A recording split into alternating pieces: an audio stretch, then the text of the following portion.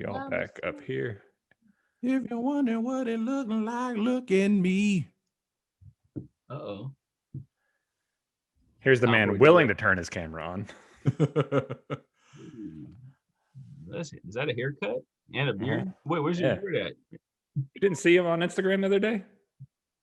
No, I have not. Mustache is gone. He turned from a fine representative of Seattle to what you see now.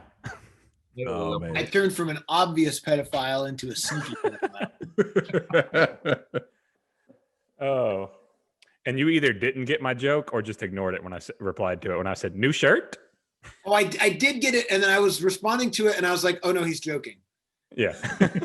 I was like, no, it's a different haircut. Oh, right. He's joking.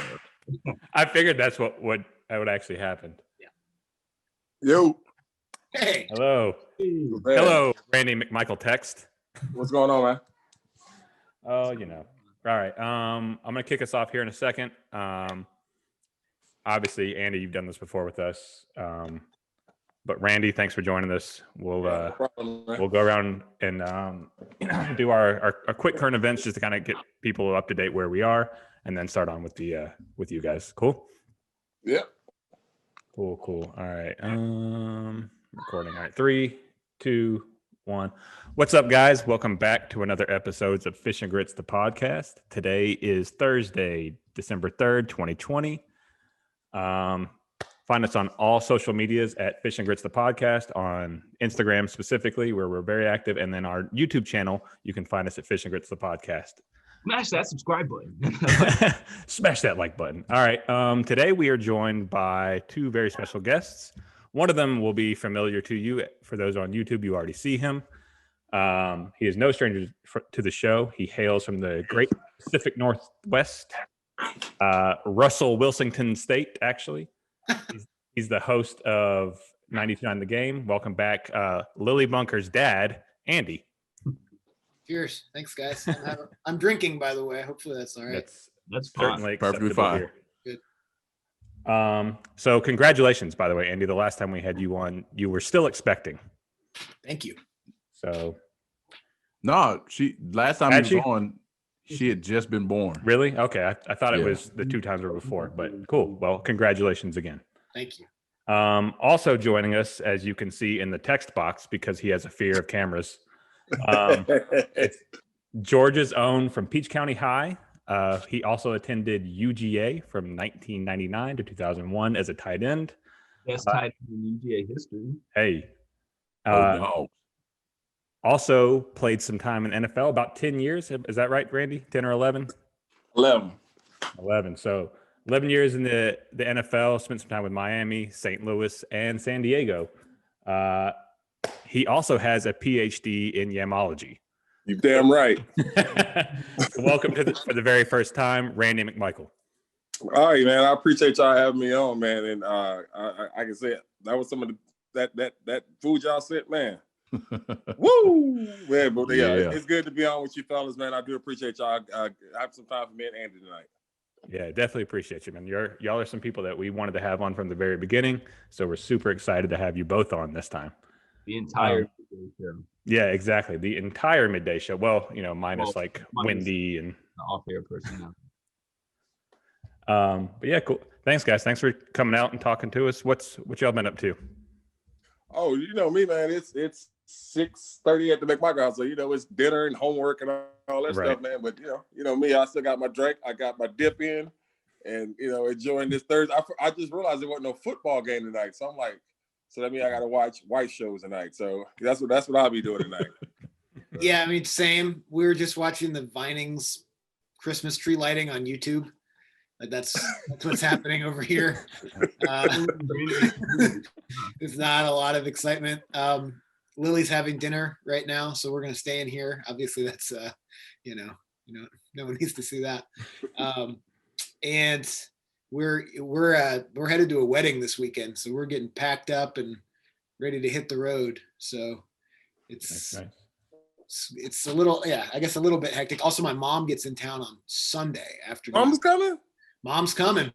Sweet. Mom gets in town Sunday around 3:30. And then my dad and my stepmom are en route. They're moving here, so they're somewhere in California right now, driving here. So where's the wedding at? Say again. Where's the wedding at? The wedding is in Winston-Salem, North Carolina. So we're driving all day tomorrow. Nice. So when you say not much, what you actually mean is a whole lot of shit's going on. Yeah, nothing exciting though. Like just a lot of married dad stuff, which is great. It's really fun. Oh, yeah. But yeah, nothing, It never stops, man. Especially when you got a wife who's busy all the time. Let's do this. Let's do this. Let's do this. It's like, okay. Yeah. So with y'all's permission, I had an idea about this. Just for this segment, I would like to name it something. And since Andy, you've joined us quite a few times, and now that we have Randy, I wanted to call this the uncut, unfiltered, and quite a bit drunker Andy and Randy After Dark. Sure. Okay. That sounds great to me. I didn't want to use y'all's names without your permission. It's not that much drunker though, just so. So about on I par. like a halfway over a light buzz. Halfway over a light buzz. Yeah. What you sipping on? I got me some tall boy Millers, Ah. and then my wife, she don't know. I had a couple of shots of Don Julio, but she ain't here yet, so she ain't got no nothing yet. Because I'm gonna start doing my Christmas shopping, and as long as I got some oil in me, the kids get better stuff. If not, then I'll be like, nah, they don't need that. So they excited about it. They because they used to see me like, oh, daddy just had a shot. Oh yeah. You Christmas shopping online? Yeah. Oh hell yeah. I don't go to no stores. No man. I don't know. And I try to because I'm always a last minute shopper, so I'm trying to get it done because we're going out of town next week. And so I just want to try and get it done before we get back, and I have to rush to do it. So I'm being a grown up this year. Nice. Nice. All right. So let's kind of buzz through these current events just to kind of keep our listeners up to date as to, where we are in time. Because with podcasts, they could listen at any time. So just recently here, and we won't get too political with this, but Donald Trump did not actually gave a resounding no to our current sitting senators right before this all-important election coming up in January. Essentially said, don't vote for him. They haven't earned your votes. So that puts some people in some very weird space politically, and we'll just keep it at that without dragging this to the political mud here. But also a little bit on the lighter side, Tesla just announced recently that they're going to include a Bluetooth connection to other Teslas that are around them.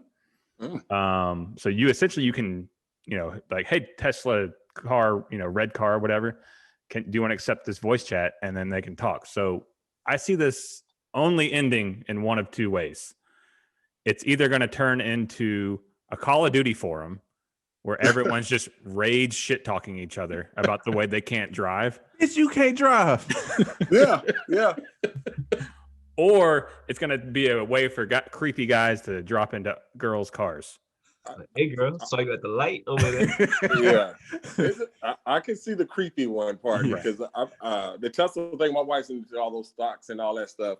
But it was crazy. My son, our youngest son, Samson, he loves Teslas. And so his uncle, my wife's brother, flew in last weekend for Thanksgiving and rented a Tesla.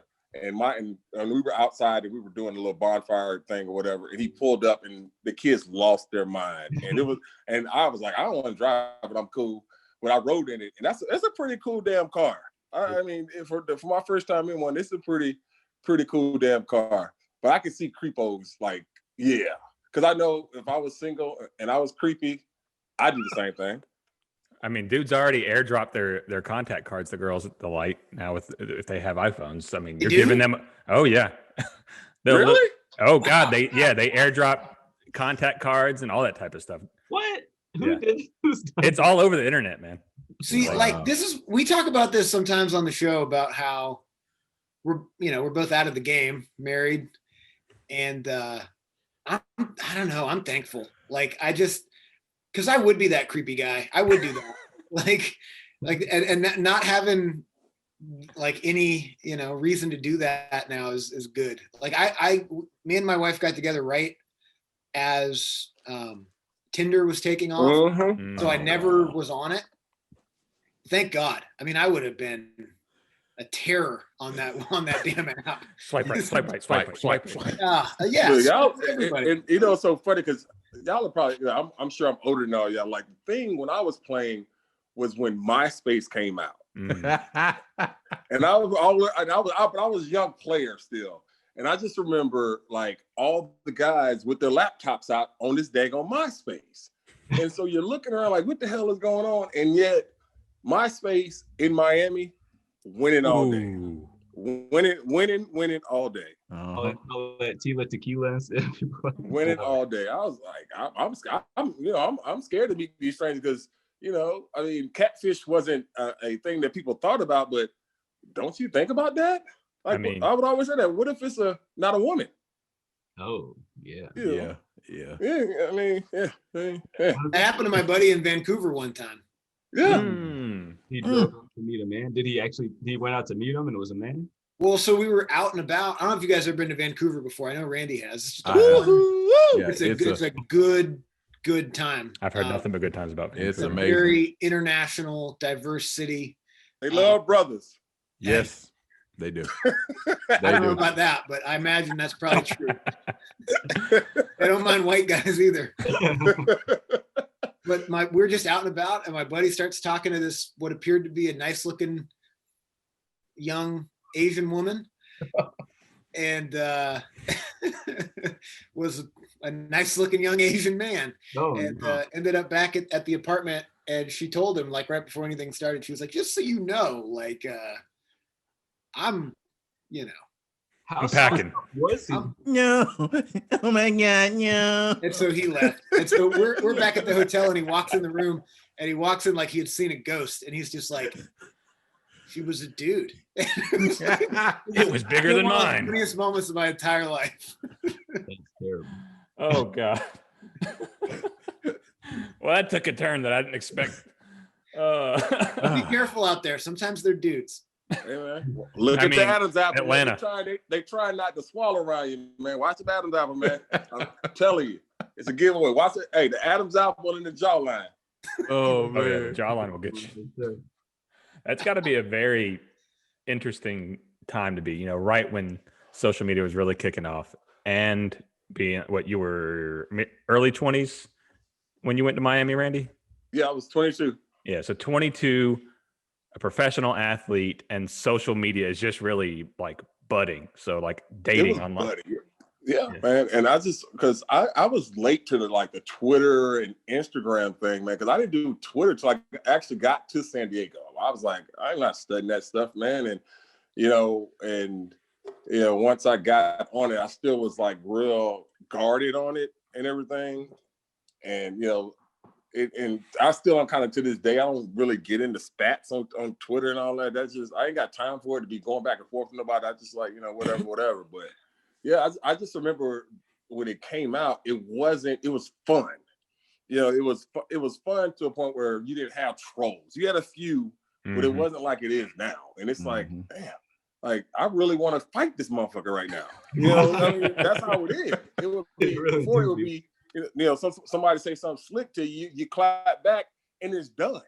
But now it's to a point where I'm like, hey man, you don't know me, and you don't know me like that, But yeah, it's this. And me and Andy, we talked about this on our show, and this is one of our first shows when we talked about it. Because I was curious, like, did social media make people stupid, or were they stupid before social media?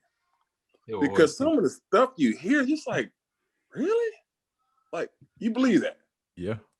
Now they just have a platform. Yeah. It's so confusing to me. And enough stupid people to actually listen and like, oh yeah, that sounds about right.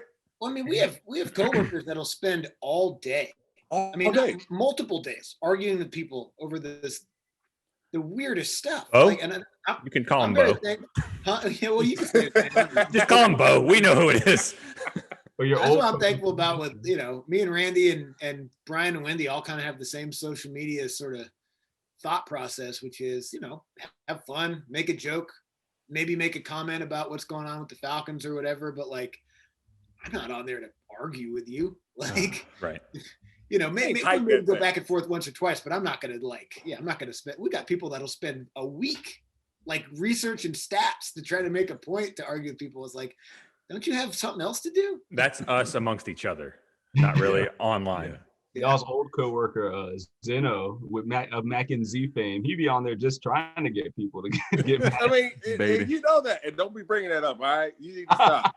That's my boy. I love me some Mark Z. But that's what I would always talk. I mean, it's always it. Sometimes I look at it as, okay, you just want to just say something to get a reaction. Right. And say, I don't do that. I just don't think there's any point to me just saying something just to get a reaction to some people. The thing about me is that I probably won't respond back anyway. So what's the point of me putting something out there and wake up and I got 1,900 mentions for no reason, for something just to get attention? I mean, you know. Yeah. Has that ever happened to y'all where your inbox is just like flashing? Like, yeah, but see, that's why I don't put stuff out there to get that reaction like that anymore. You know, because I think my biggest gift to our show is that I have the innate ability to not give a fuck, and you know, and it works. You know, and I'm just like, I don't give a fuck. You know, so to have that process, I think that you don't have to throw your hot takes out there, because no matter what you say back to me, I ain't gonna change my mind. I think you exude don't give a fuck, Randy. Yeah. I mean, someone meets you like, oh, okay, yeah. I'm trying to learn. Yeah, but I don't want you to, because you are you are the balance of us. Yeah. I mean, I'll never be able to. You can't have two not giving a fuck people. Yeah, real. Could you imagine Hugh and Randy on the same show? Yeah. Like, we used to do that. We used to do the Waiting for a Tailgate show every Sunday morning. It was Hugh, me, and Randy. It was awesome.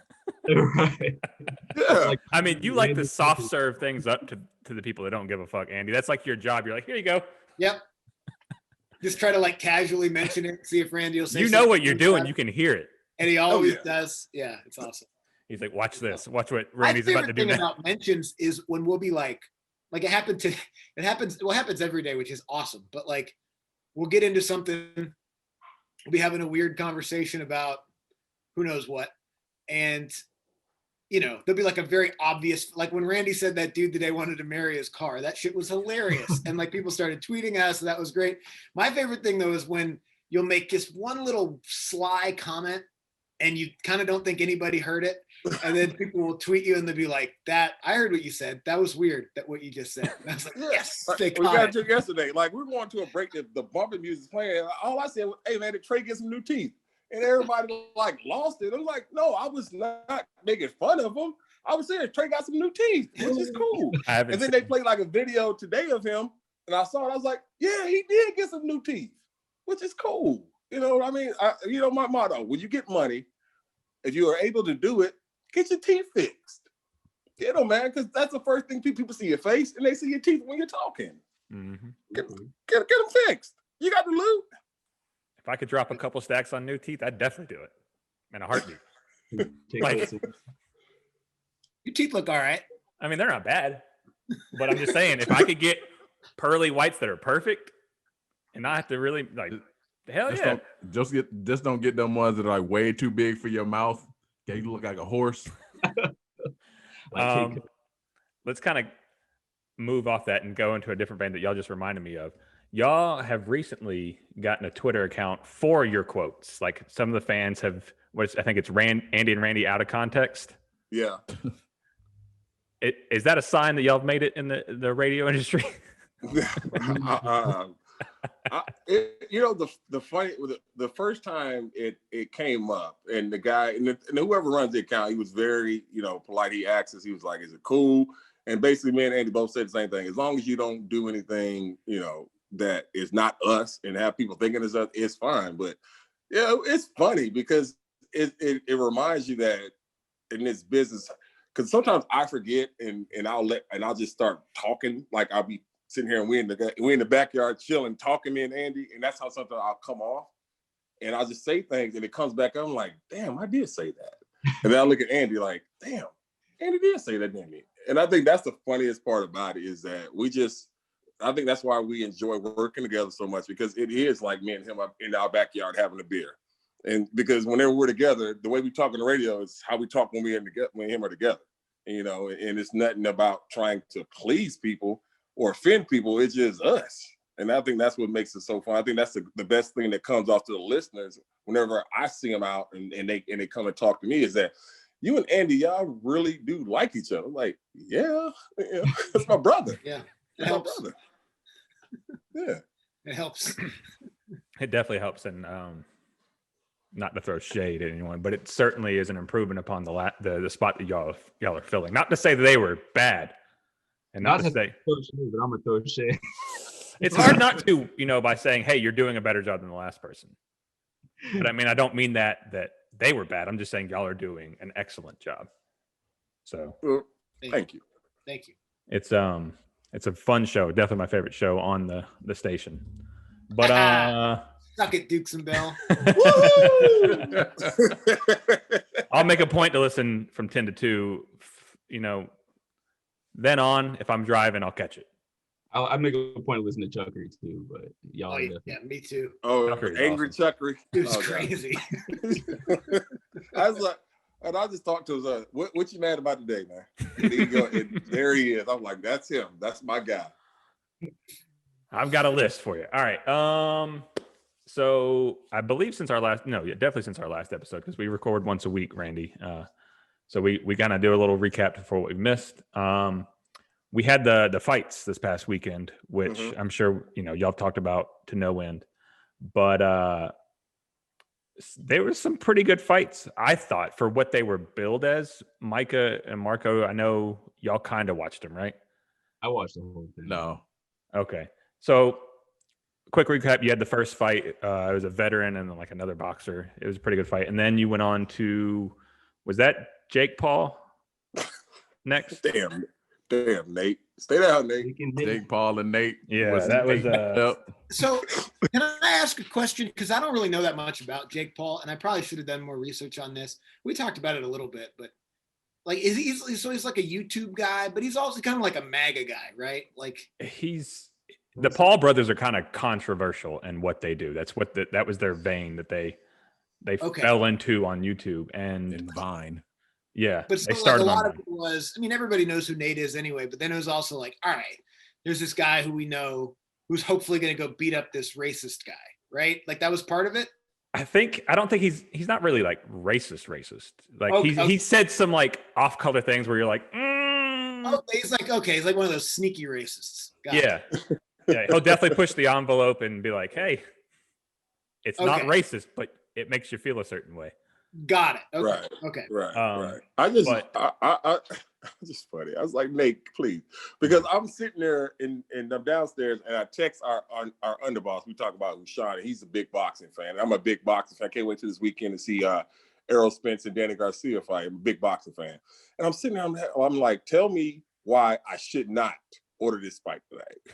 I'm sitting there thinking of reasons not to order it. Because those are two of my favorite fighters of all time, Roy Jones Jr. and Mike Tyson. Like, I literally cried at a restaurant in Fort Lauderdale when Antonio Tolliver knocked out Roy Jones when he closed his eyes and hit him. So that's how much I love Roy. And I'm just like, I'm sitting here looking at this thing, and I'm just looking at Nate like, what the hell is going on? And there's nothing greater than Snoop Dogg and his Coming to Jesus singing when Nate goes down. Like, I had no clue who Nate was fighting. Like, y'all, this stuff that y'all telling me about this Paul dude, this is all new to me because I had no clue who the hell he was. But everybody knows who Nate is. Nate won a slam dunk contest. He's an athlete. Well, you gotta be more than an athlete to be in the boxing ring. Yeah. And I just laughed so hard, and I went to bed. And then when we talked about earlier, them damn Twitter streets, man. And I felt so bad for Nate. I was like, damn, Nate, because those are things you can't live down. Yeah, no matter what. That's Nate. That's Nate's a meme now, forever. Forever. Like, that's it. Unfortunately, like that, like the crying Jordan thing. There's a generation of kids that don't even know Jordan was a great basketball player. And it was at the greatest moment of his life. He's getting inducted into the Hall of Fame. Right. When it comes to me. Yeah. Right. Yeah. No, that was a bummer, man. Like, I've known Nate since I was like 10, probably. because we grew up in the same neighborhood and he's a ridiculous athlete. So it like very quickly became a, you know, like, okay, look at this guy. You know, he's like 5'1" and just jumping over stuff. And so the lead up to it was really funny because everybody that knows him, you know, they're like, all right, we're going to watch Nate on Saturday night and all this stuff. And then when he got knocked out, everybody trying to like justify it or like just trying to, you know, when he's your boy, you know, you're going to have his back and try to, I was like, damn, you guys just got to log off. You guys got to stop. Like, I dare you to get in there and box. Boxing's hard. And it's like, yeah, it is hard, but he got knocked out on TV and it was pretty funny. Like, it's okay if we're laughing at him. I don't know. He got $600,000. Like, I don't feel the need to defend Nate Robinson right now. He got $600K for that fight. Mm-hmm. They both did. That's kind of the shitty part of it. Like, I don't know, you know, I don't know everything about Nate, and I'm not obviously going to speculate, but part of it was, you know, that's why he did it. Well, he was like in there. It was just so, I was flabbergasted with how much he just didn't know how to fight. Like, he was literally chasing Jake Paul's. He was like running up to him to get hit. I was like, damn, man. It was like, you know what it was like, Marco? It was like, you know, back in the day, they were like, would you fight Mike Tyson for a amount of money? And that's what they look like. Let me go ahead and get knocked out and catch my check. Boy. that's how it looked. Like, yeah. All right. Yeah. It was like he had to have thought he had a chance, but it was like, I would say, like, because Jake Paul's out here trying to challenge Conor McGregor, but Conor would knock him out because he should have knocked out Nate quicker than he did. Like, I don't know about in boxing though. I don't know about in boxing, but Conor MMA can still throw hands. Hunter got them hands now. His punches look weird though. When he fought Mayweather, it was just like, why are you punching like that? Like, it's like hammer fist instead of actually punching. Yeah. but it was like, awkward in the back of the head type punches.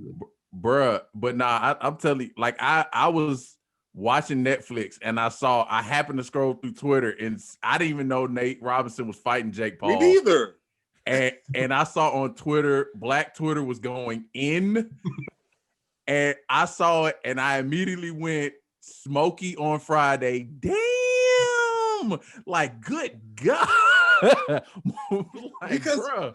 that's the thing. When you get hit and you fall on your face, that's the worst. Like, the worst part is, like, I'll never forget this. We were playing the Steelers, and my wife is Filipino. So, you know, being over there the couple times, like, I say this on our show, there's no 100% consensus about anything except for Manny Pacquiao in the Philippines. They love them some Manny. So we were playing the Steelers, and I'll never forget, she and her girls, they were at a bar. Matter of fact, they went to Vegas. And so they're at a bar in Vegas watching the fight. That's when Marquez knocked Manny out, and Manny went face first. They're calling me crying and screaming. Like, what the hell? He ain't dead, but he did look dead. That's what Nate looked like. that's what Nate looked like. You know, like that. But like Andy said, I don't know. I never speak on another man's finances. I don't know if he needed a money grab, whatever. But is the Nate money called worth him an out. embarrassment? Yeah, Nate called him out. Is the Nate- money? Oh, he did? Nate called Jake out. Oh, he did. Mm-hmm. Oh, see, that's new. Y'all think he should, like, get a rematch to redeem himself? Or? No, Please no, don't do that. no. Don't do it, Nate. No. No. No. I mean, Don't do that ever again. and then we obviously ended with Tyson and Roy Jones Jr. Roy was just bugging Tyson the whole time to not get knocked out. That's all that was happening. Roy, did you see? Like, Roy was bracing himself not to get knocked out. Mm-hmm. Yeah, Roy was like, okay, I'm gonna do the typical, like, jump jab like he used to do back in the day. But then when he would jump jab, he would always come with the right cross. Roy wasn't doing that. Roy was like, no, I ain't messing with that, because I've met Mike. He's the scariest person I've ever met. Outside him and Kimbo Schleich, scariest people I've ever met. And so Mike was fighting him like he was fighting like Buster. Like, Mike was serious. I think Roy was, please don't let me get killed. Please don't let me get Mike's killed. punches still look good. Like, Yeah. like they still hurt a lot. Like, he looked like he's still, you know. And now all the guys that fought him back in the day, like Buster Douglas said he wants a rematch. Oh God. But that Irish guy, he wants a rematch. What, McNeely? Yeah. Oh my God. No. Mike Tyson will kill these people now. Like Mike still looks like a boxer. They're a bunch of grandpas. Did you see Buster in that one documentary? Buster can't even get out the chair. Yeah, I don't Yeah. know, man. But I Roy, know Holyfield. Everyone's talking about Holyfield too, but that just Yeah. Speaking of needing money. all these old dudes, man, they can't even talk because they got punched so many times in the head. They don't need to be Punch fighting. drunk. right, Evander sounds like foreign nowadays. It sounds like I mean, it's bad, man, and it's gotten worse. That's messed up. It's gotten worse though, man. oh my God. I mean, but Roy was quick enough. Go ahead. it's the worst sport for CTE because you got those padded gloves that allow you to take so many punches. And so it's just rattling. Yeah, Roy was quick enough to finesse a draw, but he doesn't. When he was doing his little like trademark combo punches, they look so slow. They didn't look, because when Roy would hit them at 1-2, it was like pop. It was like pop, pow. All right. I think the biggest thing from this fight, though, was taken from the post-match interview, because when they were asking him about how it was, Mike Tyson immediately was like, that was fun. I enjoyed that. Let's do it again. Hey, we need to do this again. Let's do this again. And Roy was like, well, I don't know, man. That shit hurt. Getting hit by Mike Tyson hurts your entire body. He's like, we'll see. And Mike Tyson was like, no, we should definitely fight again. And Roy was like, they're not the one getting punched by Mike Tyson. But that was like what Mike said after. And they keep asking Roy, how are you feeling after fighting Mike Tyson? Why ain't anybody asking about my ass? Nobody cares about my ass. That's pretty good. That's pretty good, man. Mike has got quite a few he can do. I haven't fought in 20 years. You know that he fought 3 years ago, and nobody asking about me. Wow, that's so great. Hey, that's so great. Now tell me this, Mike. Were you surprised when you heard Mike say that he was high before the fight? No, that does not surprise me at all. It's probably why he didn't feel anything. Just sit there and eat the jab and then bow, hit you with that right hook. Yeah. I wonder how Roy ripped, because Mike kept landing them body blows too. So yeah. He was tearing those ribs up. Yeah, he was. Oh, oh man, that's good. Randy, do you think our boss kind of sounds like Mike Tyson? Reggie? Nah. Yeah, a little bit, but not like a little bit though. Like young, I think the thing with Mike is like you gotta like drunk Mike. Like I met drunk Mike, and Mike's drunk voice, and it was a scary situation. Drunk Mike, higher tone. Boxing sober Mike, Reggie voice. Yeah. Okay. Yeah. All right. Yeah. Drunk Mike Tyson, the scariest person though, because he's just an unpredictable person. That's why I was like, we just went over there. How you doing, champ? And we went back to our seats, but like people were grabbing Mike, and like Mike was walking in because we went to see. Me and Chris went to see Floyd Mayweather when he was Pretty Boy Floyd. He was fighting in Miami. We went to go see him, and Mike was there. And so, like, we went over and shook his hand, and we went back to our seats. And like Mike was walking out, and the fans were grabbing Mike, like trying to take pictures. And it's like, old. I wouldn't do that. Yeah. Like Mike real crazy though. You know what I'm saying? Like it ain't diagnosed. Mike just crazy as hell. They diagnose people for these different things, and we don't, about the mental health, which is so serious. Mike just crazy as hell. He really is. Like, if you ever watch his podcast, he just like bullies his guests into answering the way he wants them to answer. Really? Like, what it's called? I think it's called Hot Boxing. I think he did one with Eminem or something, and it was so awkward the whole time. Like, I'd be scared of Mike. Okay, Mike, what you need me to hit? Okay, Mike. Like, he's scary. I'd be scared, like trying to grab him and him have like one of them Holyfield flashbacks and just come with a hook. Bah! But this was I mean, what year it was, because this was after Lennox knocked him out in Memphis. So this is like a year or two after Memphis. He got knocked out in Memphis. I remember that. Yeah. But but he was still in that fighter mode, and Mike Mike was toe up, and then folks just grabbing him, and Mike jerked away that one time. I was like, oh Lord, Mike about to hurt somebody. What was he wearing? Mike he had on some funny outfits. Mike had on some black pants and a black long sleeve shirt. That's what Mike had on. Looking like a bodyguard. I'm trying to think of of other sports equivalents to that crazy instability, and the only two I could really come up with. Yeah, I was about to say Ron Artest in the NBA and maybe Bill Romanowski in the NFL. Bill wasn't crazy. Bill, because I played against Bill a couple times. One best linebackers with his hands ever. He was amazing with his hand usage. Bill wasn't crazy. Bill was just had him roid rages every now and then, and yeah. But I think a lot of people equate Bill to the spitting incidents that he had, but he wasn't just batshit crazy like that. Well, whenever I hear Bill Romanowski's name, I remember his interview that he did with the NFL, and he said whenever he would get into piles, he would just grab appendages and start snapping to win it. And I was like, Yeah, he's nasty. He said he broke his own offensive lineman's fingers several times just because he would just grab whatever finger he saw and break. His hands, he got unbelievable hands. His hand usage was just unreal. How I guess he did Tybo or something. And he would do that swipe and all that stuff. But he was excellent. He was excellent at it. You ever talk to him? Yeah. He kind of has a weird high pitched voice too.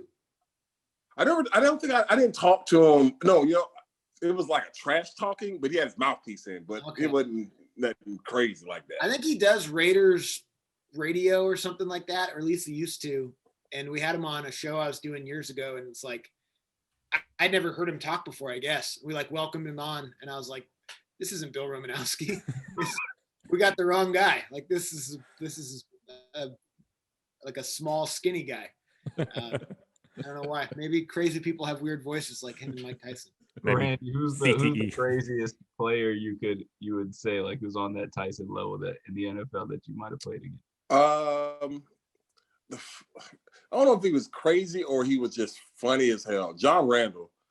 John Randall is the funniest. Everything that people say about John is true. John be down there barking and just oh God, what was the name of the movie? I don't know. Have any of y'all ever seen Necessary Roughness with Scott Bakula as the quarterback? Yes. And you remember the time they played that linebacker who was like that barking, who got a rabies shot? When he was like, that's him. That's John. But it's not like a selective play. It's the whole game. John down there barking and talking trash, but just steadily just whipping our guard's ass. Just we're in the huddle and somebody block him because he was knocking the hell out of Ricky. But yeah, John was constant talker all day, just yapping. Well, now, you got Ray Lewis. He would say, but only time Ray talked trash when Ray made a play. When Ray got blocked, Ray wouldn't say nothing. Right. When Ray was out of gap, Ray wouldn't say nothing.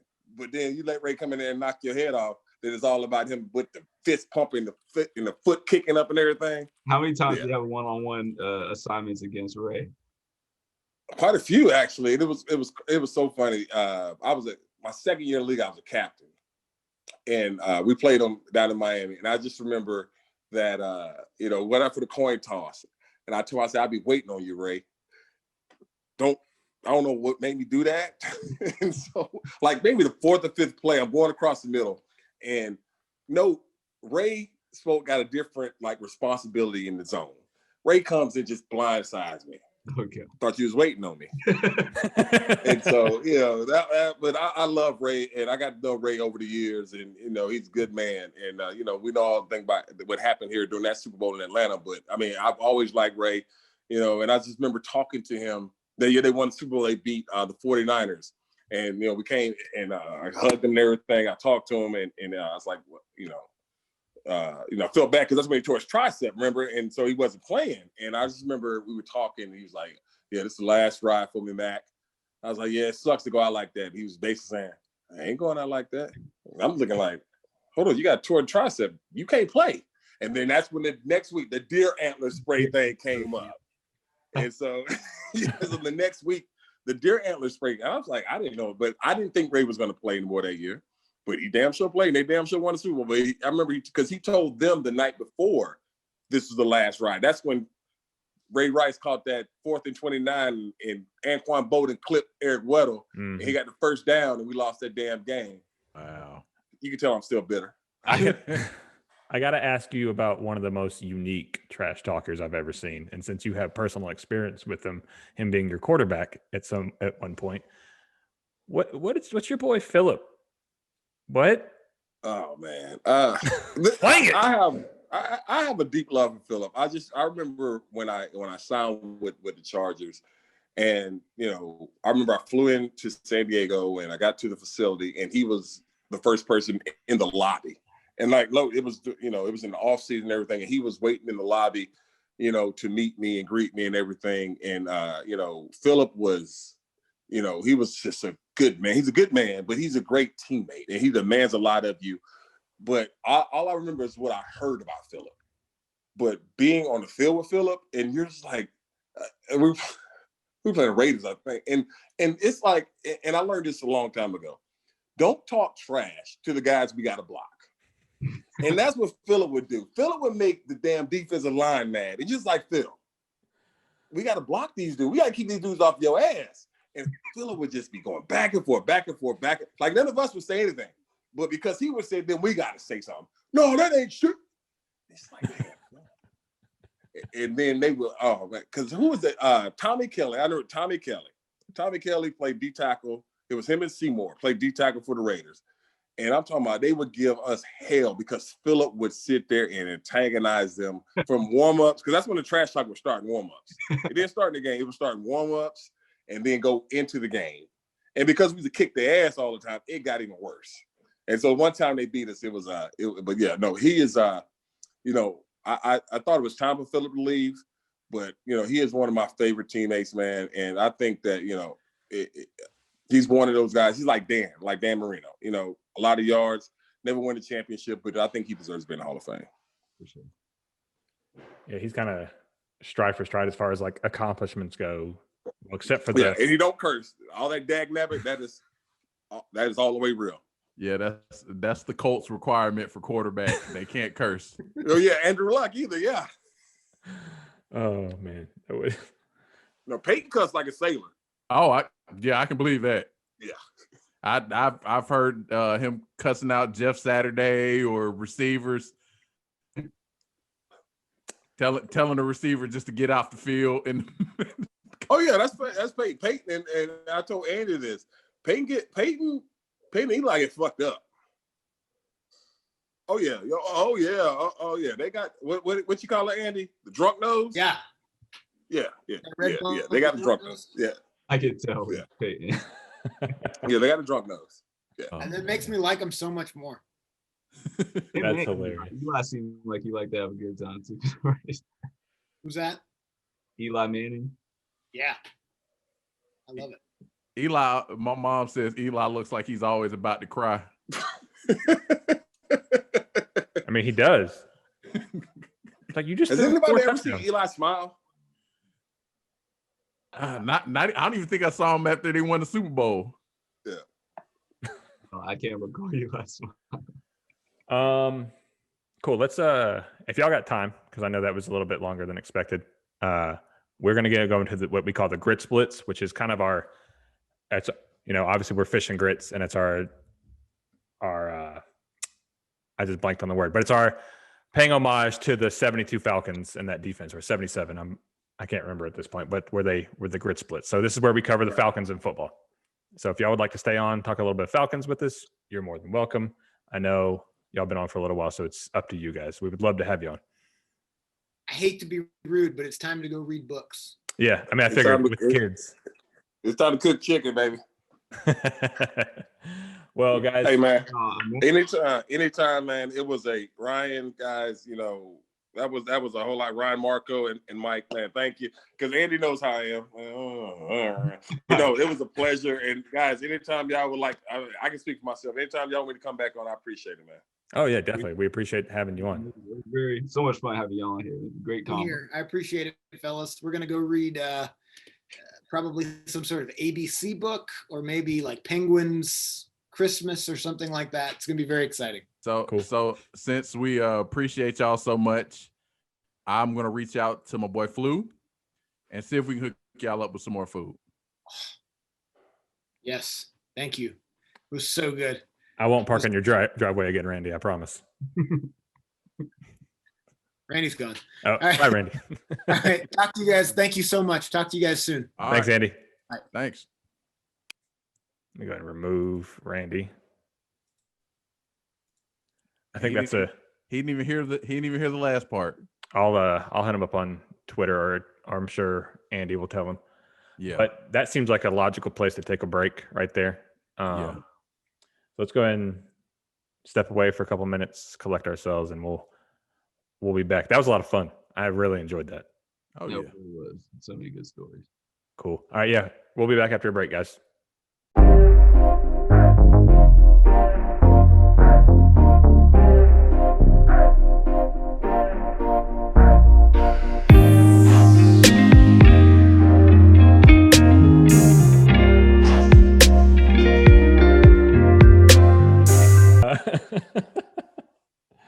It's funny because Nicole's cousin's husband, Amy. Oh yes, said Cruz sounds Yes. like. You want to come upstairs and play? All right. 3, 2, 1. Welcome back from the break, y'all. That was a hell of a fun segment, hell of a fun interview. Thank you so much to Andy and Randy for coming on. We shall certainly be asking them back. What'd y'all think? Oh man, that was hella fun. It was fun. Like I said, you know, I appreciate them so much. I will definitely try and get them some more food. We're gonna get us some too, man. Yeah. Oh, I yeah, mean, yeah, yeah. If they're getting some, we're getting some. We gonna get some more, but you know that's the outside. I mean, I'll throw him something for it because Oh yeah, I need some fish and grits in my life, man. It was too good. really, I would love for them to try the smoked salmon mac and cheese though, but yeah, I'm sure they'd appreciate it. yeah. Yeah. Randy's exactly the way I expected him to be. He's the same way on air as he is here, just with more curse words. Like we said, uncut, unfiltered, a little more drunk. The chemistry translates so well. It's like, damn, y'all, this is just how y'all are if y'all were chilling. Yeah. It's literally like us on a radio show. Like they're boys and they just talk about sports on air and they get paid for it. Right. I'm jealous. Yeah. All right, cool. Let's go ahead and take it on into the Gritz Blitz and talk about some football, some NFL football to be specific.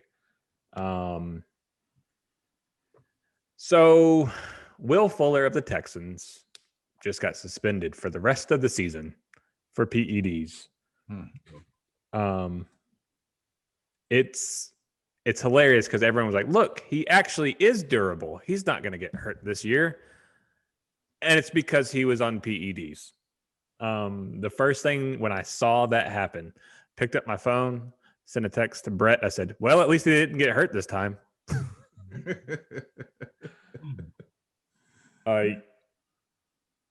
God, man, talk about a player with so much talent, like just so much physical talent, and can't stay on the field for one reason or the other. You know, he's always banged up in years before, and now he gets docked for taking PEDs. The funny thing that came out of this was who the Texans strength and conditioning coach was. I don't know if y'all saw that. Brian Cushing. Mr. PED himself. So, of course, as soon as that happened, people were like, hey, Brian Cushing is the strength and conditioning coach. He's like, nope, wasn't me. Didn't do it this time. So what did he take, that deer antler spray that Ray Lewis had? I don't know. I don't think it's surfaced yet what he actually took. Oh, man. I didn't dig into it too much. Either that or what LaRon Landry. Well, no, he didn't take what LaRon Landry took because that dude got massive. It just sucks to be busted for PEDs on a team that's absolute garbage. It's like, I mean, he's having a hell of a year, or was having a hell of a year. He Man, I had 1,000 yards already. I mean, let's see what he was doing. Will Fuller stats. Jalen- I know there was a point where he had like 6 touchdowns in a row, like 6 games in a row where he had at least 1 touchdown. when Jalen Collins got busted, that was fresh off the Super Bowl, right? Or did he play a little that next season? Oh yeah, when he got busted, he was done. That was the end of his career. Yeah, I think it was preseason. No, I think his was before preseason, off season. Through how many games? 8 games? 9? No, we're at week 12. Are we really That was that week, far? That was week 12 already. Okay, so week 12, they've played 11 games if they have had their bye, or 12 if they haven't. He had 53 receptions, 879 yards, a long of 77, and 8 touchdowns. I mean, he was killing it. He was putting up number 1 receiver numbers. Yeah, some steroids. There was invalidate your whole season. I mean, at least he'll always be in the stat books. I mean, unless he's been taking it this entire time, it didn't look like he needed it. Like as far as performance goes, because when he was healthy and playing across from Hopkins, there were games where he would eclipse Hopkins. There were several stretches of the season where he would eclipse Hopkins and have he had 3 touchdowns this game. The next week he ever had 2. But I would like that game they played us last year. I mean, he killed us. 200 some yards, couple touchdowns, and it was just like we did not have anybody with the speed to match him. I mean, you don't need the steroids until you get that nagging injury. That's the recovery. Yeah, it just kind of makes me think if you can pinpoint where they started taking steroids or whatever and see that there was no, if they're like, I only took it this year and they can prove it, let Will Fuller play, let him take steroids just so we can stay on the field, man. right. I mean, that's the whole thing, because like most athletes, I think people get the misconception. Maybe in combat sports, like there definitely should be like a don't do that, but like in most like football, basketball, when you're taking steroids, it's just for recovery. It's not to like get super big and go kill people when you hit them and stuff. You know what I mean? But yeah, but the downside is you got some people who don't and still are banged up. So I mean, it does give you a little bit of an advantage.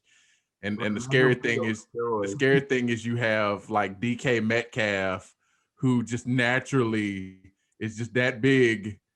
Like I remember watching that clip of him where he dropped the pass. The safety gets a running, like just legitimately has him dead to rights. The safety hits him and the safety falls to the ground.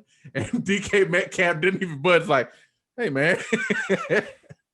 I mean, like, imagine Julio on steroids. Like, when his number 1 problem is always like health. I can't stay healthy. I'd be like, oh my God, a healthy Julio, bro. Right. Well, even an injured Julio, I still remember Julio against the Packers in the NFC Championship game, playing with turf toe, gets 180 yards and 2 touchdowns. And it's like, dude, how are you outrunning people with turf toe? Like, your foot hurts every step and they still can't outrun you. And he won us the Super Bowl with the most incredible catch. Boy, that catch was insane. Yeah, I mean, some people would be like, oh, well, look what Mark McGuire and Barry Bonds did. It's like, well, no, look, those two were taking things that weren't technically illegal at the time. And they hit their 30s and got bigger like most men do. What it did, I mean, granted, the HGH made Barry Bonds' forehead bigger and his feet bigger and his hands bigger. It definitely helped with I mean, Barry Bonds could get that strong anyway. All this did was help him maintain and not have the breakdown. And so he was able to exert that strength the entire year. He went from like 225 to like 270 in a baseball offseason. This is the thing. It's like I wore a 10 and a half shoe last year. I wear 14 now. like everybody's like, damn, Barry. All it does is that they allow you to become the best version of yourself possible. Like, I'm not going to take it and suddenly turn into Ndamukong Suh. It's just not going to happen. I'll get my biggest and recover better, and I'll be able to, do it more frequently because my regeneration is quicker, but it's not going to make me something that I can't be. But if you worked out hard enough, you could be Brian Cushing. But that's true. It's like that's another misconception that's gonna make you better. You still have to be great to be great. Barry Bonds was already one of the best baseball players ever before he ever put steroids in his arm. So him hitting all those home runs, I mean, obviously it helped him recover quicker, but he would probably still be somewhere up there. I mean, shit, he was a 40-40 guy before anybody else was. Yeah. But that 40-40 went to like 73 and none. 73 home runs and 2 stolen bases. And both stolen bases came on wild pitches. I bet. What do you think? What's the over on stolen? I'm going to say like 11 is the most he had that season. Let's see. Barry Bonds career stats. What do y'all think? I don't even know if that. He got walked a lot, but I don't know if he ever stole. Yeah, he became a tank, so I'll say like 5. So let's see. Home run 73. What he had? Whoa, it's jumping all over. He had 13. Wow.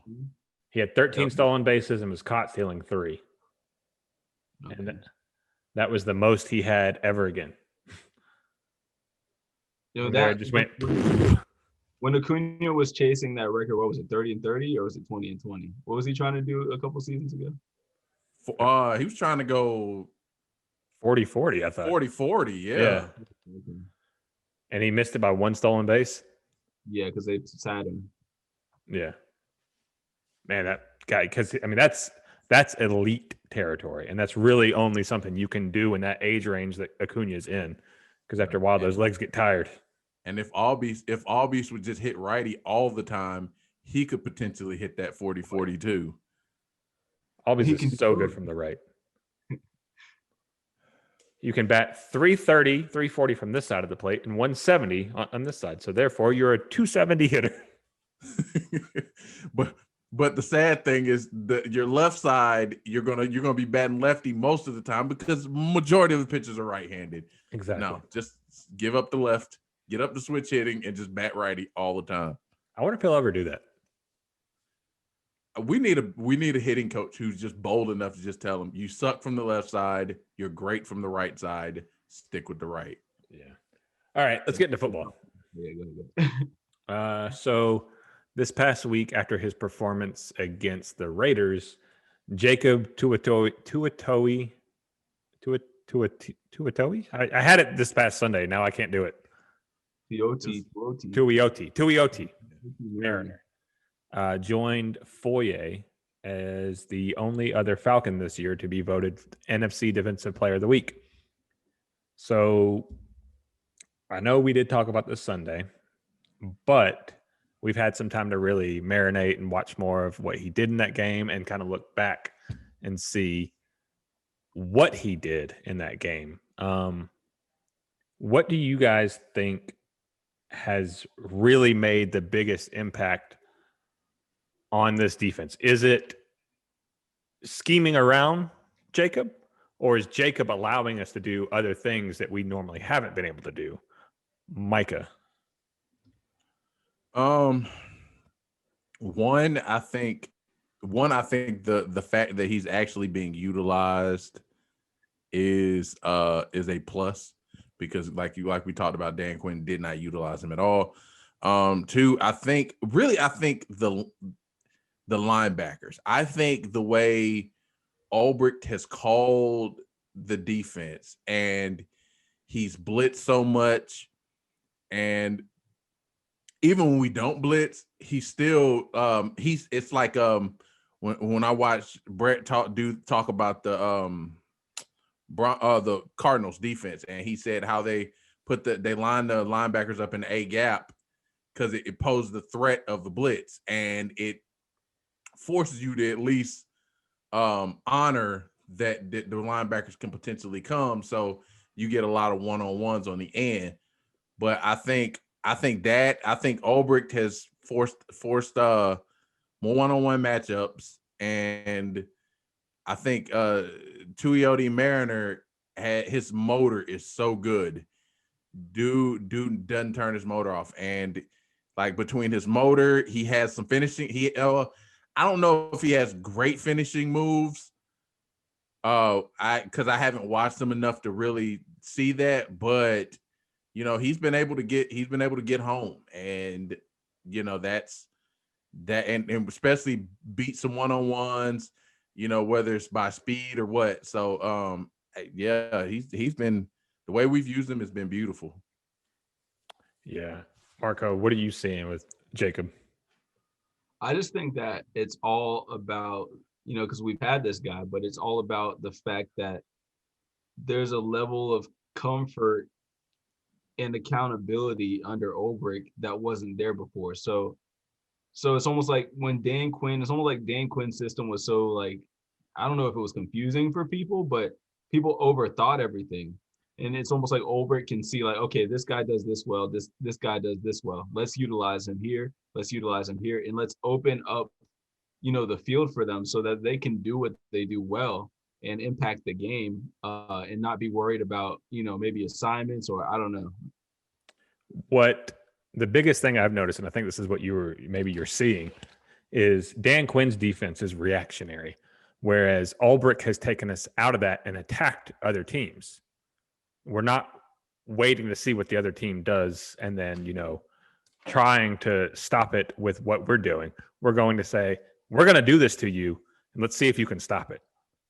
And right. we know we have the athletes to do that. So, right, because when you are reactionary, you overthink, but when you attack and you dictate, it keeps guys engaged. And like we said at the very beginning of the season, we had the talent, but it's just that little component of, okay, engage these guys so they feel involved and they feel like they're really impacting the game at the point of contact and not waiting for people to come to them. Yeah. I agree. I think y'all nailed it. There's nothing more for me to say on that as far as what Jacob's doing, but I would like to give us all a pat on the back that when he started coming in, 4 games ago, when this first happened, we all went, hey, wait, number 91's pretty good. He needs to see more field. And I mean, but it's like we talked about it on Sunday. It's like for the last 2, maybe 3 seasons in preseason, he's always one of the names that's been mentioned as a standout in camp. Right. But under Dan Quinn, he never really saw the field. Occasionally he'd be a spell guy, but then, like, now that he, like I said, Ulbrich saw everything we saw or we heard about, and it's like, this guy's talented enough, I can utilize him, and he's utilizing them, and it allowed us to get rid of a disgruntled player in Tech, and it hadn't hurt us at all. So made us better. Yeah. I want you to weigh that against how much you heard Dan Quinn say John Kaminsky's name and how little you heard him say Jacob's name. And really, I mean, not to say Kaminsky's played bad, but I mean, he hasn't really done anything that's like, oh, wow, there's that talent everyone has been talking about when he's on the field versus you seeing Jacob do this. And the only difference is Dan Quinn's gone. Well, I think part of the appeal with Kaminsky was the size and athleticism combination. Because I think, what was it? I think Kaminsky was like 270 something at the combine, 267, and then ran like a 4.6 40. So yeah. It was just that this guy can run, this guy can move in a big body. He's that strong side defensive end type, like body type, and has the speed of a speed rusher. So I think that was what enamored him with Kaminsky, which Kaminsky's good. And I mean, I think he could get more pressure on the interior because of that athleticism than he can off the edge. But to LT Mariner, it doesn't matter where you've lined him up, whether 290. And at linebacker, whatever, dude is getting pressure or dude is making plays. Even if he's not blitzing or rushing, he's still making plays, and it's definitely jumping. He's jumping off the screen at the fans now. Well, Kaminsky was also, he was like the darling of camp, because even Grady was like, shouting praises for Kaminsky. Right. I don't know if that was because Dan liked him so much, and maybe Grady was just harping that. But I mean, I think there's still hope for Kaminsky. Yeah, I'm not. Don't get me wrong. I'm not trashing Kaminsky at all. I do see it when he's on there. He's got a great motor. He's got good. His hands are getting better on the inside, and he's always around the ball. He's just, you heard Kaminsky's name so much, and he may have one, maybe 2 sacks on the year, and a splash play that I can think of, but you never heard Jacob's name, and since he's hit the field, you've noticed number 91. You've seen him all over. Another thing that's going to hurt Kaminsky is Marlon Davidson. Mm-hmm. Because that's a bad boy, and as long as he's healthy, we're gonna start to see a lot more of him too. I believe in the on the interior. Boy, like as soon as he hit that D line again, and maybe the Raiders offense just had a really bad game, but I didn't think so, because they still had at the beginning of the game most of their players in that were blocking everyone the past couple weeks. Mm-hmm. But Marlon was eating that interior up, just eating it up. He was shooting gaps on run plays. He was getting they would snap the ball and you would see him club and then swim on that other side. And it was just like, he was in there. Like, it's like, oh, that's where he's been. Because he was starting to worry me those first couple of games. I was like, maybe he's not as good as we thought. But that was like, okay, there's Marlon. 1 sack, by the way. 1 sack. Kaminsky has 1 sack on this season. Okay. Yeah. But the one thing I really wanted to talk about was our linebacker core. And I know we've really talked about, Foye and how much we love him and how well he's playing. I mean, people notice it now. Foye is no longer a secret. Foye is someone that everyone knows, like, 54 he's a baller. And he's starting to get love. He'll definitely make the Pro Bowl this year. I mean, he's just, all his numbers are off the chart this year. But I will say another guy who's made a huge impact in the limited time that he's been on the field is McMichael Walker. And a lot of people aren't really noticing this, but this is one thing they talked about in camp was, look, when there's a turnover on the field or when there's a play being made on defense, 43 is always right there. You heard the coaches say, like, he's everywhere. He is a playmaker.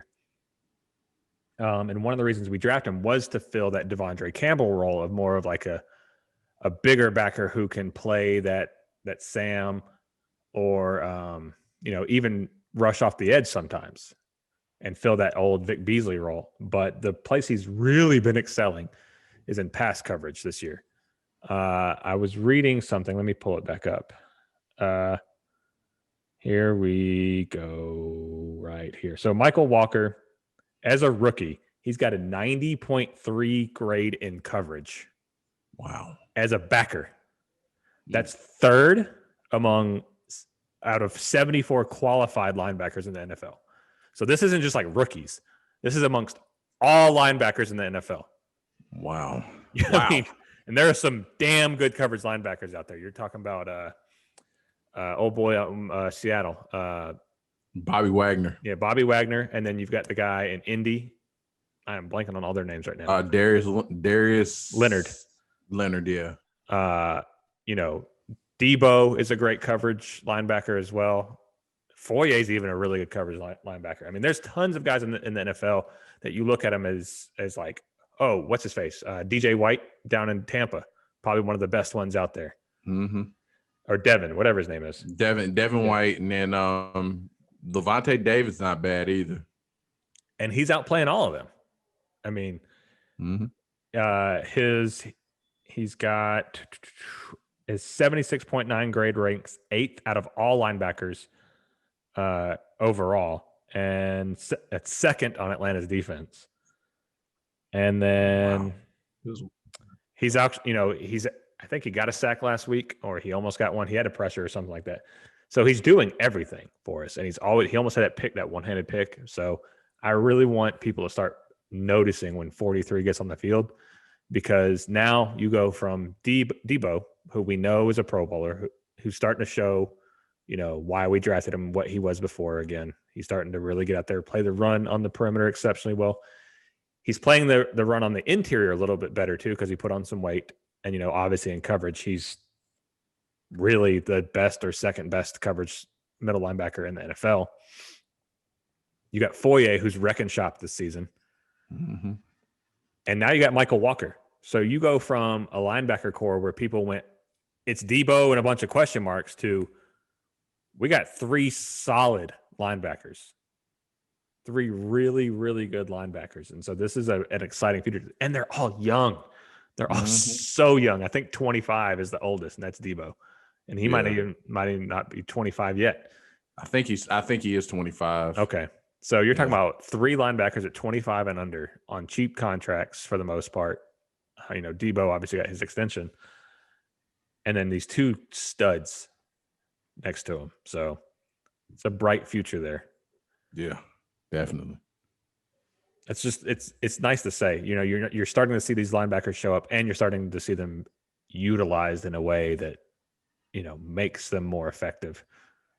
So it's exciting. I really do. I've fully committed to the Raheem and Ulbrich train.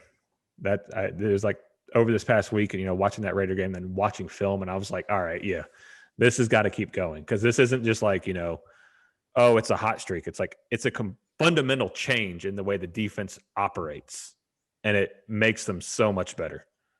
Yeah. So, let's move on to something that happened today, and then we'll talk about the matchup coming up here. So, of course, again, Julio was limited in practice. Actually, did not even practice today. Gurley was held out as well. Hayden Hurst was held out on a precautionary measure. A couple other guys were dinged up, but they weren't serious. But let's talk about, Gurley. We knew Gurley coming into this season had knee problems, and this is more of like a management thing, is what they are saying. It's nothing structurally wrong with his knee. It's like there's a little swelling. So, we got to get it down. His cartilage is pretty much gone.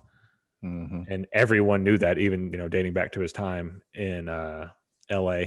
So that's not so much of a surprise. But again, Julio, here we go again, banged up, not getting practice reps, being held out as your best player, going into another crucial, even if we are 4-7, you don't want to get swept by your rivals against the Saints. So I want to hear what y'all's thoughts are on Julio. Are y'all still, just give me what you're thinking about Julio. Whoever wants it can take it. I mean, it's like Julio's, he does this. This happens every season. I mean, and it's only, and I think common sense tells you as he gets older, it's just going to be more and more frequent. So, as it goes on, it's just becoming sort of apparent that, even though Julio is such an important part of this team, it's obvious every time he's out there that we just, I don't know, we got to start thinking into maybe moving on and, trying to get what we can for him before he just completely breaks down, Yeah.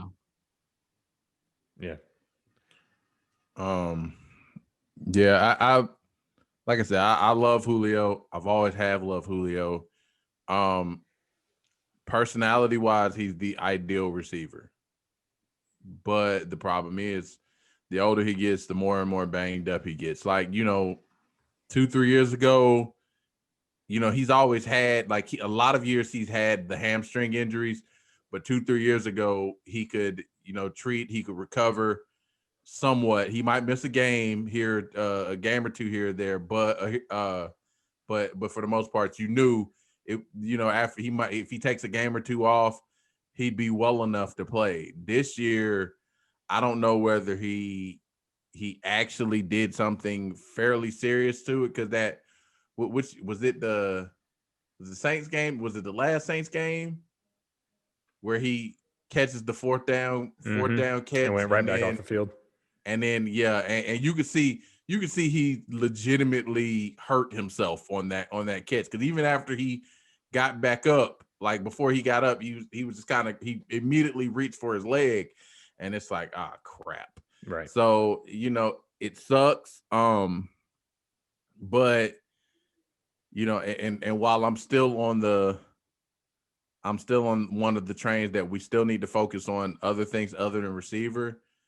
I was mentioning somebody, like, if we can somehow manage to get one of those Bama receivers, and I would love to Waddle. I would love to get Waddle, but just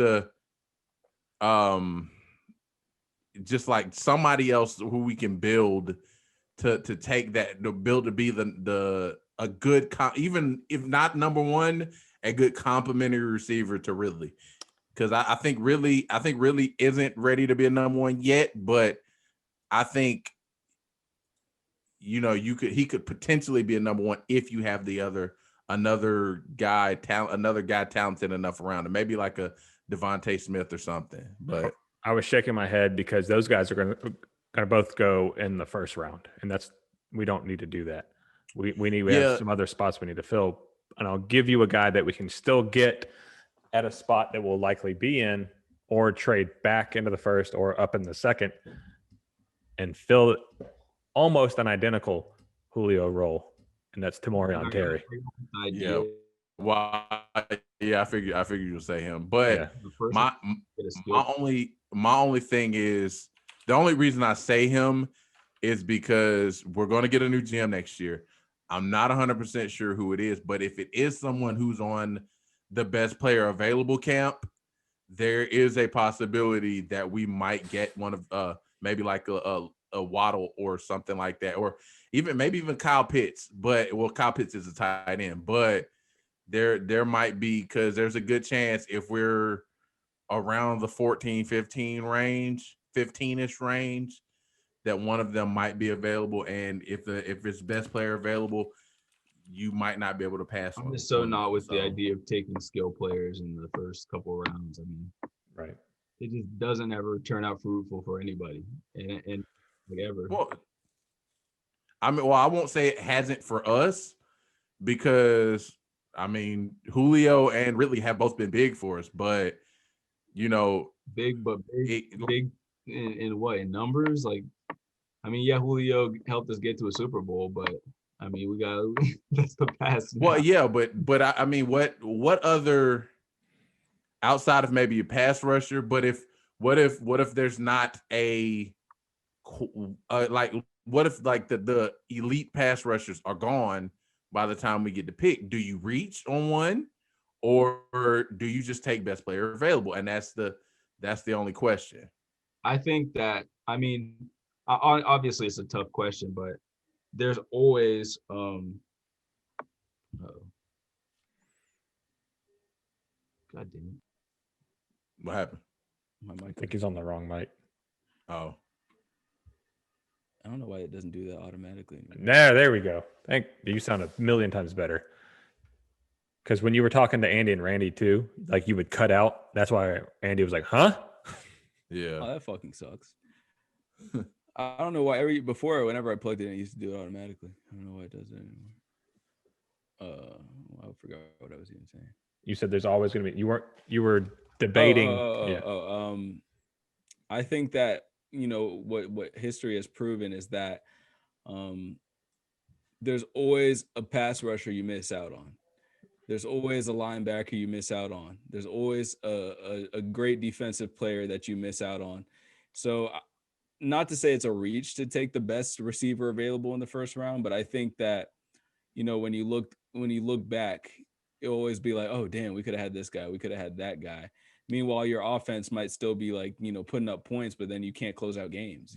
Well, lately the problem hasn't been the defense; it's been the offense hasn't been consistent. So, but that's not because of a lack of receivers. It's because of the person calling the offense. Well, it's a lot of different things. Because, like I said, when Julio isn't there, the dynamic of the offense changes, and the people don't respect what we have on the field. So Yeah. I'm with Marco though. I don't want to use if we use a first round pick on a skill position this year, I'll be highly upset. Unless you consider corner like a skill position. It is, but Yeah. So I mean, well, don't let Mark Schlereth hear you say that though. What? So what? Offensive linemen aren't skilled? I'd never heard him say that. Oh, he hates the term skill. Well, he hates that phrase skill position because it's like, it takes skill to block as an offensive lineman to block someone that's way faster than you. And he's like, so yeah, y'all call them skill positions, but offensive linemen have to be the most skilled people on the field. I mean, he's not lying. He's definitely not lying because I mean, someone like Mitchell Schwartz, who's one of the best tackles in the league right now. I mean, Brett did a video on him actually. Yeah. And how he wins through technique and technique alone because he's not an athletic guy at all. Yeah. I don't know why they call it skill positions, but I think it's more so to denote a specialist than anything. Yeah. But like, I mean, like I said, my whole argument is just based purely off of the fact that we don't know who we're going to get as GM. So if we do get someone in the best player available camp, that's their philosophy, there's a chance that we might go that route. And that's the hypothetical. That's just my hypothetical in there. Which, like I said, if we did, I wouldn't like Waddle. I would love Waddle just because of what he provides special teams wise and, as a just absolute freak athleticism. But I mean, like I said, I'm with y'all as far as we have other needs, but that was just a hypothetical I was posing. Yeah. Yeah, it's kind of scary though, going into a draft where you're going to have a new GM and like, I don't know what to expect. I don't know what's going to happen because you knew what Thomas and Dan were going to do. You could pretty much almost guess. I mean, there's a couple where we're like, Lindstrom. Who? Wait, who? But I mean, hey, they turned out to be right because Lindstrom's playing his ass off. Yeah. He is playing his ass off. And, Taven Bryan, he's no longer a Jaguar. Who else did we want there? We wanted a couple guys. Yeah. Which, I mean, it's even this year. I mean, we wanted Kinlaw. Which it'll be interesting to see how he turns out because I feel like he's really, really good. So let's start our preview of this week's game coming up against the Saints again. It's Hate Week Part 2. Hopefully revenge for us after getting our teeth kicked in. And let's talk about it again.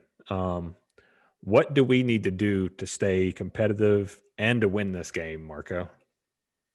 Load the box, man. Make Taysom be a freaking quarterback. Like, I'm so sick of this guy. It's simple, man. Load the box and make him throw because he can't. He proved in that Denver game he can barely throw the ball. He's not a serviceable quarterback. Stop giving Sean Payton has no respect for us at all, and he loves flaunting it. He loves taking big shits on the Falcons, and if our defense plays like they did last week, though, I hope we go out there and embarrass the fuck out of him. Yeah, I mean that's really where I'm at in my head. It's like, okay, did the Saints just have a really good game and we were just off, or like the Saints played one of their best games they possibly could with Taysom in? And our defense is who we saw last week, or was last week the anomaly? And it's like, I think what we've seen since Ulbrich has come in is more of the Saints game is the anomaly. The Saint, we just had a bad week. They played really well. Something happened. It was Cameron Jordan, man. I mean, well, they got to figure out something because he's got 16 sacks in his last 2 games against us or something crazy like that. Yeah, I mean, he loves sacking Matt Ryan. That's he talks about it in the offseason all the time. He just straight disrespects Matt when he says, "Yeah, I love playing against Matt."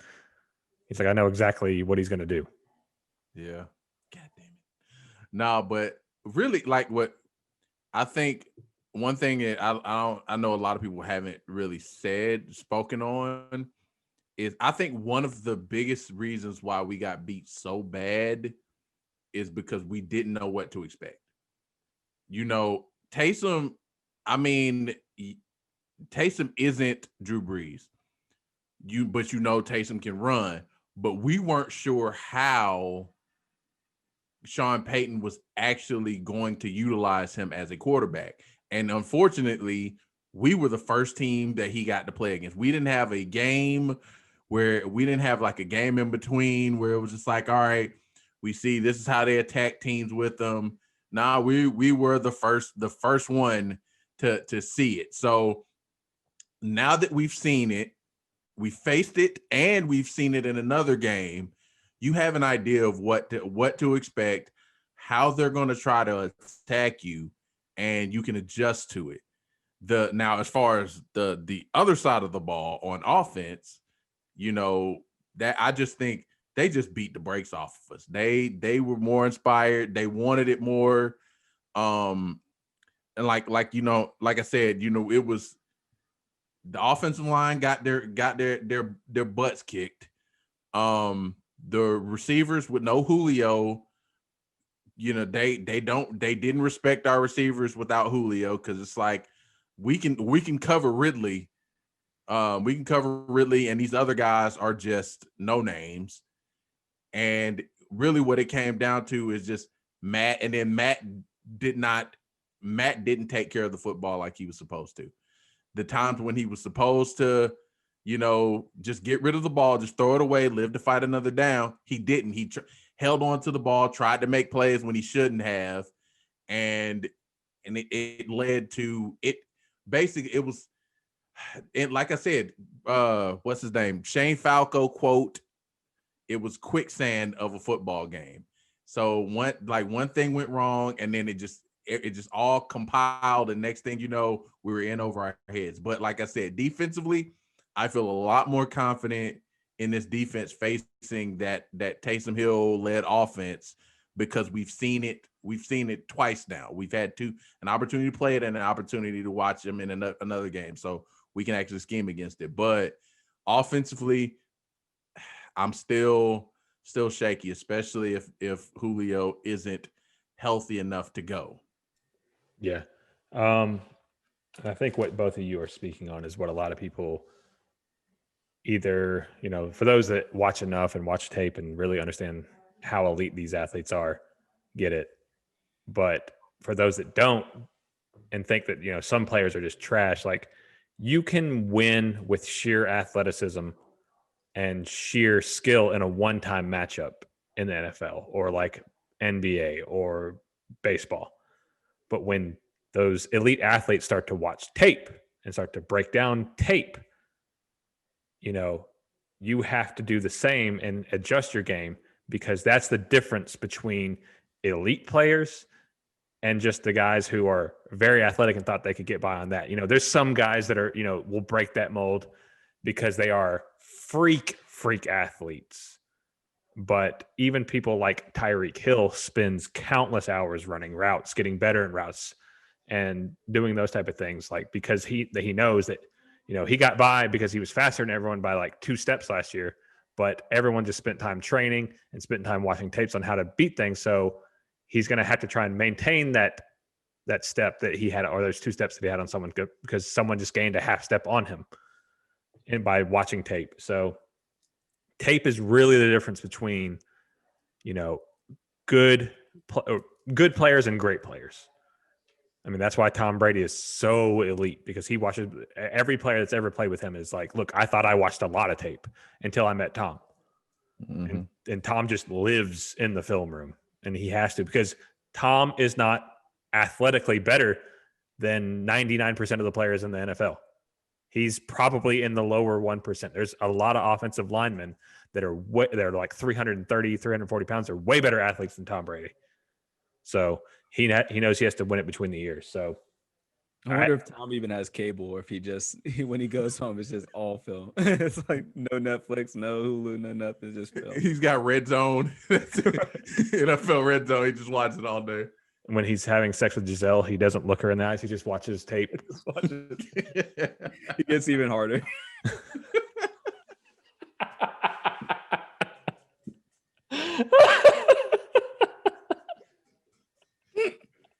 Oh my god. Oh Jesus. Oh man. I agree with both of y'all. I think that we are going to give them a much better game. I still think from top to bottom, the Saints are a better roster than us, and they're a better, their defense and their coordinator are good enough to, keep up with. They're on par with our defense. I'll just say that. I feel like talent-wise, there's as much talent on the Falcons defense as there is the Saints. It's just distributed differently, where like the Saints have that front line that's just so good. We're like linebacker deep, we're safety deep, we got there's some really promising corners. But the difference is Sean Payton versus Dirk Cutter at this point. And God. I will take Sean Payton 10 times out of 10 in that matchup. Oh, the best man. versus the absolute worst. Like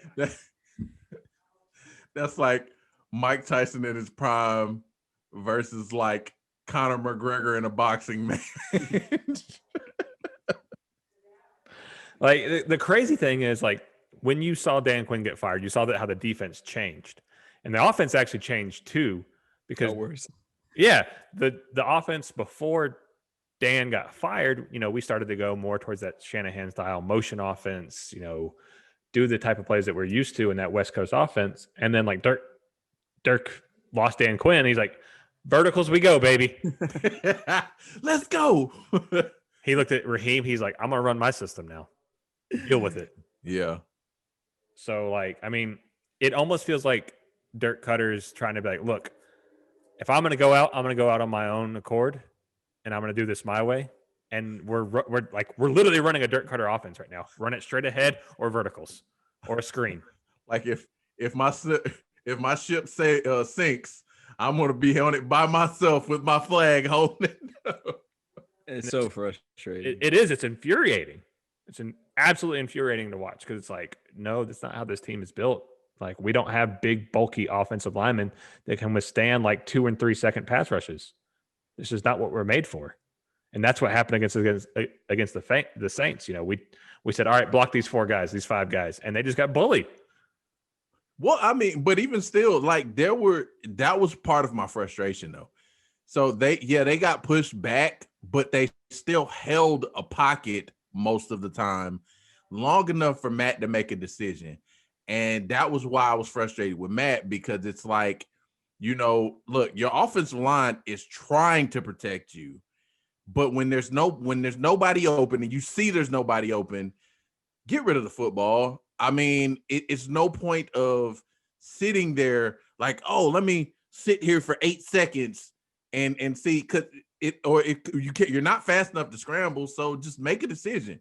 Like, that was the one thing that I've always given Brady credit for, is especially when he didn't have dominant offensive lines, he got rid of the football, whether it was throwing it away. Aaron Rodgers too. Aaron Rodgers is another one who will throw the ball away before he takes a stupid sack or throws a stupid pick.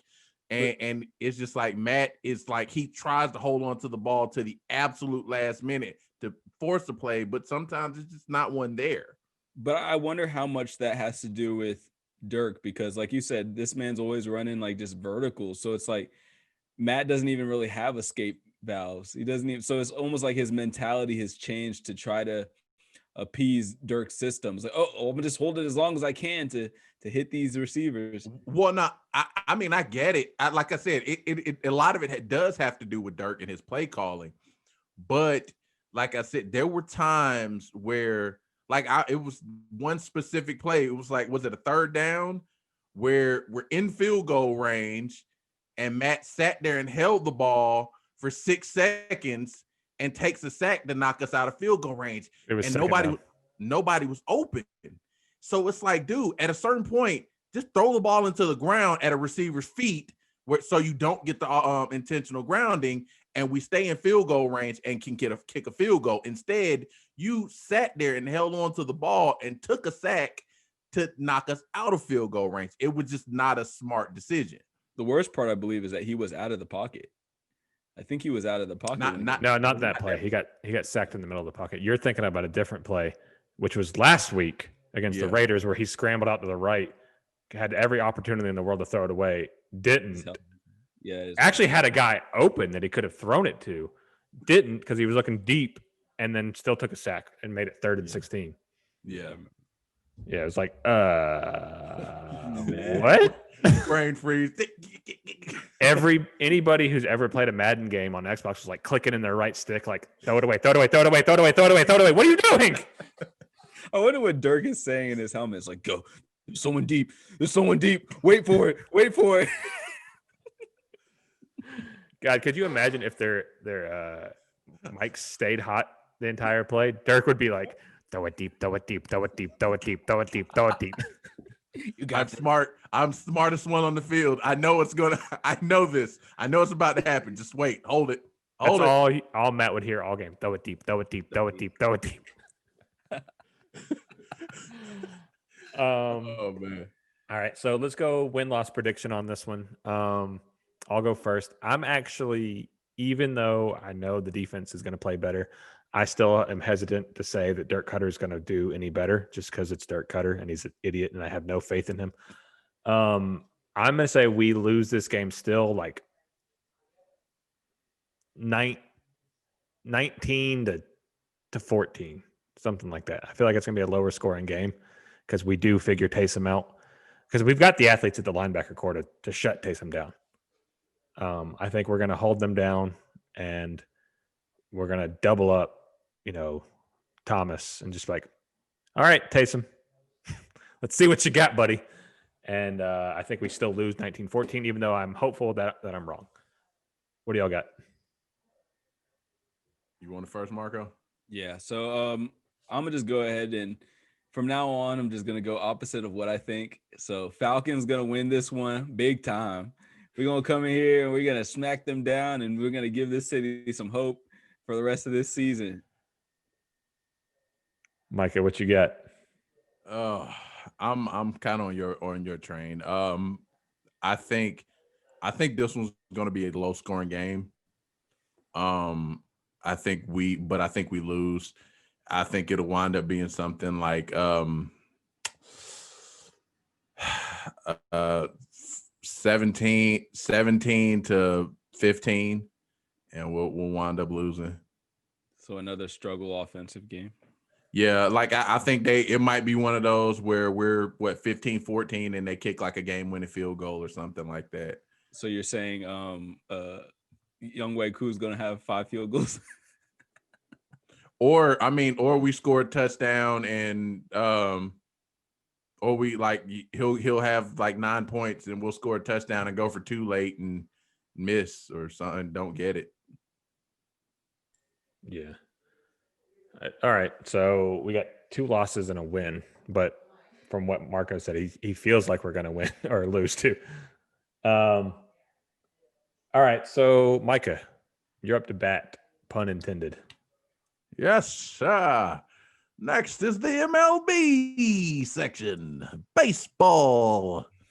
So we got some little baseball here. Little Braves news, some Braves news coming in the next season. So Braves did a couple good. We haven't actually. It's nothing really good so far. So far we've re-signed the worst pitcher in our bullpen, aka Luke Jackson, the guy who was probably who probably the only guy on our roster who was less consistent than Tukey. So we re-signed him. I don't know about the other guys, but personally, I am convinced that was Anthony Anthopoulos or whatever his name is. He has pictures of our GM with having an affair with his mistress or something.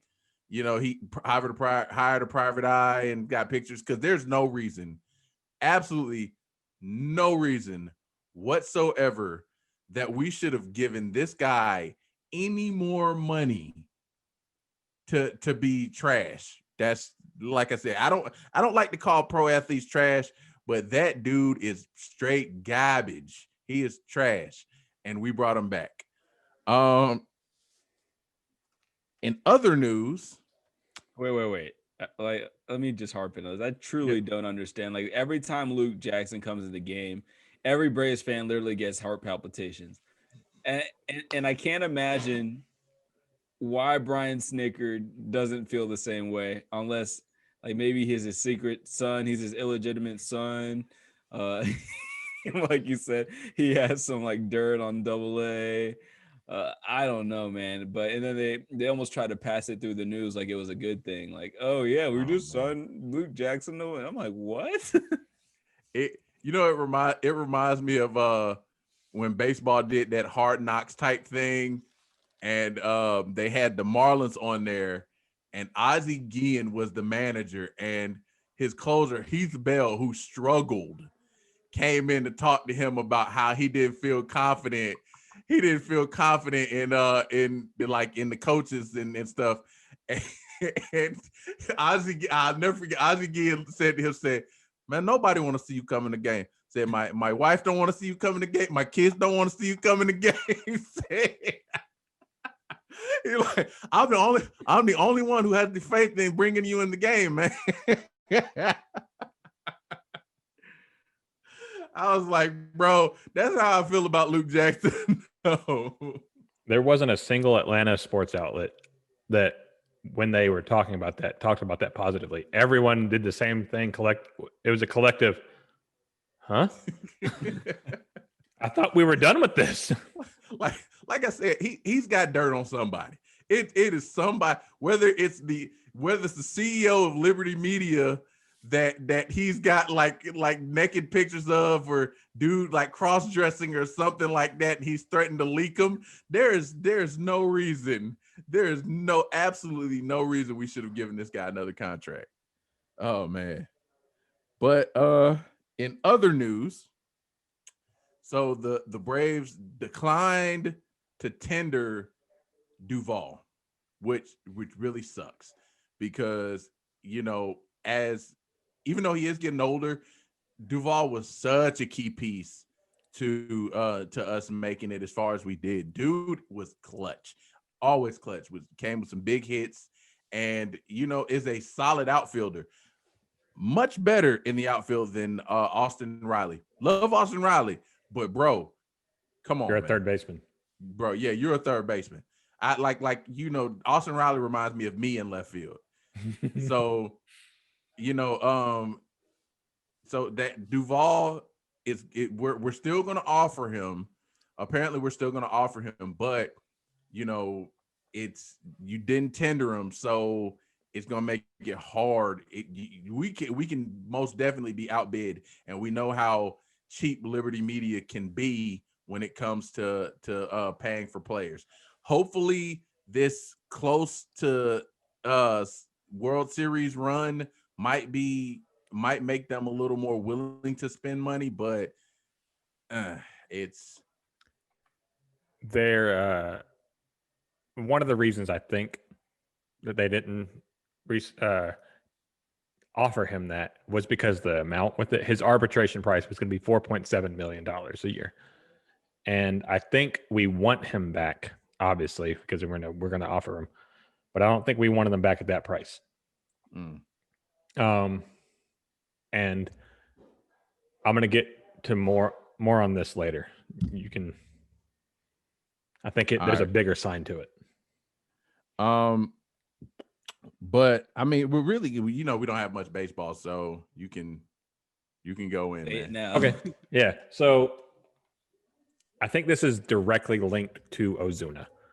I think we're doing this for two reasons. One, because we know we're not going to have a DH next year. So Ozuna, if re-signed, is going to have to be a position player again. And when he plays the field, he plays left field. Also, we need to save as much money as possible for Ozuna, because we know Liberty Media is cheap. So, if we can get Duval back for like 1.5, 2.5 maybe million a year, and save that $2 extra million to throw at Duval or Ozuna. All right, Ozuna. I think that's what it was. Because obviously we would want both of them back in the long run. But I think what we're going to try and do is offer Duval longevity. Could be like, look, you've been an on and off player your whole career. Last year was absolutely excellent for you. But, let's face it, like 2 years ago, you got cut from the Reds. Yeah. So. Yeah. I get it. I definitely get it. But I would, and the fact that no DH really does suck. Because you basically skip the season to do. It's like, all right, try it. We're going to try it this year. Oh, it worked out great. We're not going to do it next year. But then possibly we go back to it the year after. So, it sucks. But I do see that. But the last thing, we're going to talk about is Ozuna. Ozuna, of course, after this season where he absolutely balled out, he's gaining interest from other teams. So the Giants and the Blue Jays have both shown interest in Ozuna. So, which doesn't help us at all because that's going to just drive his price up very high. And like I said, Liberty Media is very cheap. Like the saying goes, they're tighter than a duck's butt when it comes to the wallet. So, it would really behoove us to, if we could bring back both Duval and Ozuna for a reasonable price and not like record-breaking deal for Ozuna, then we could really keep this amazing team together. Because that's really, this team is so talented. It just, we need some tweaks. We do need to tweak, like, hitting coaches and stuff like that. But there's enough if we could keep the core of that team together for another couple of years, then we could definitely see a World Series championship in the near future.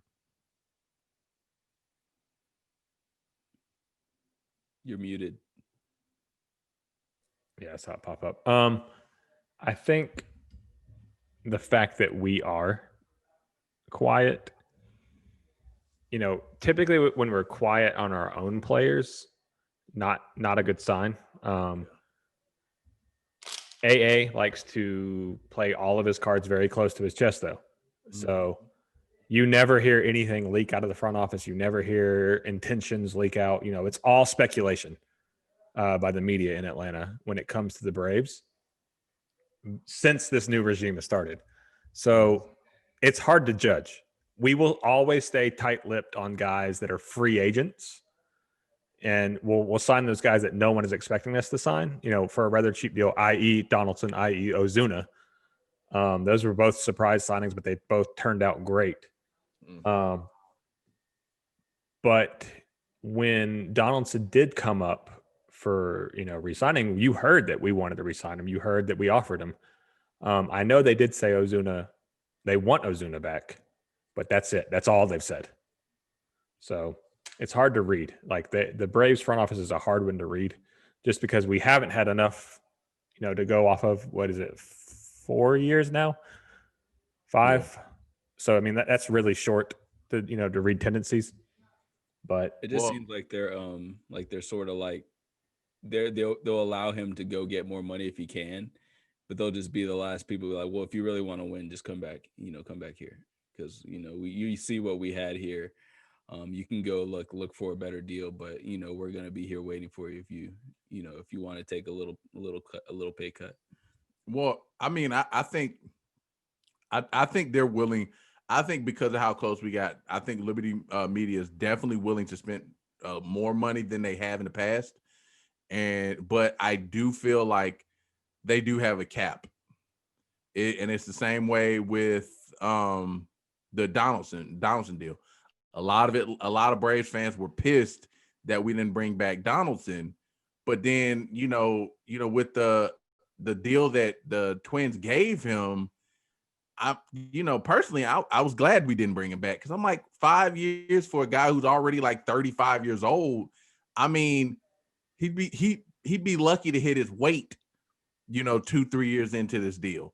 So, it's just one of those things you don't want to make. Some teams are willing to just throw money like, here, shut up and take my money.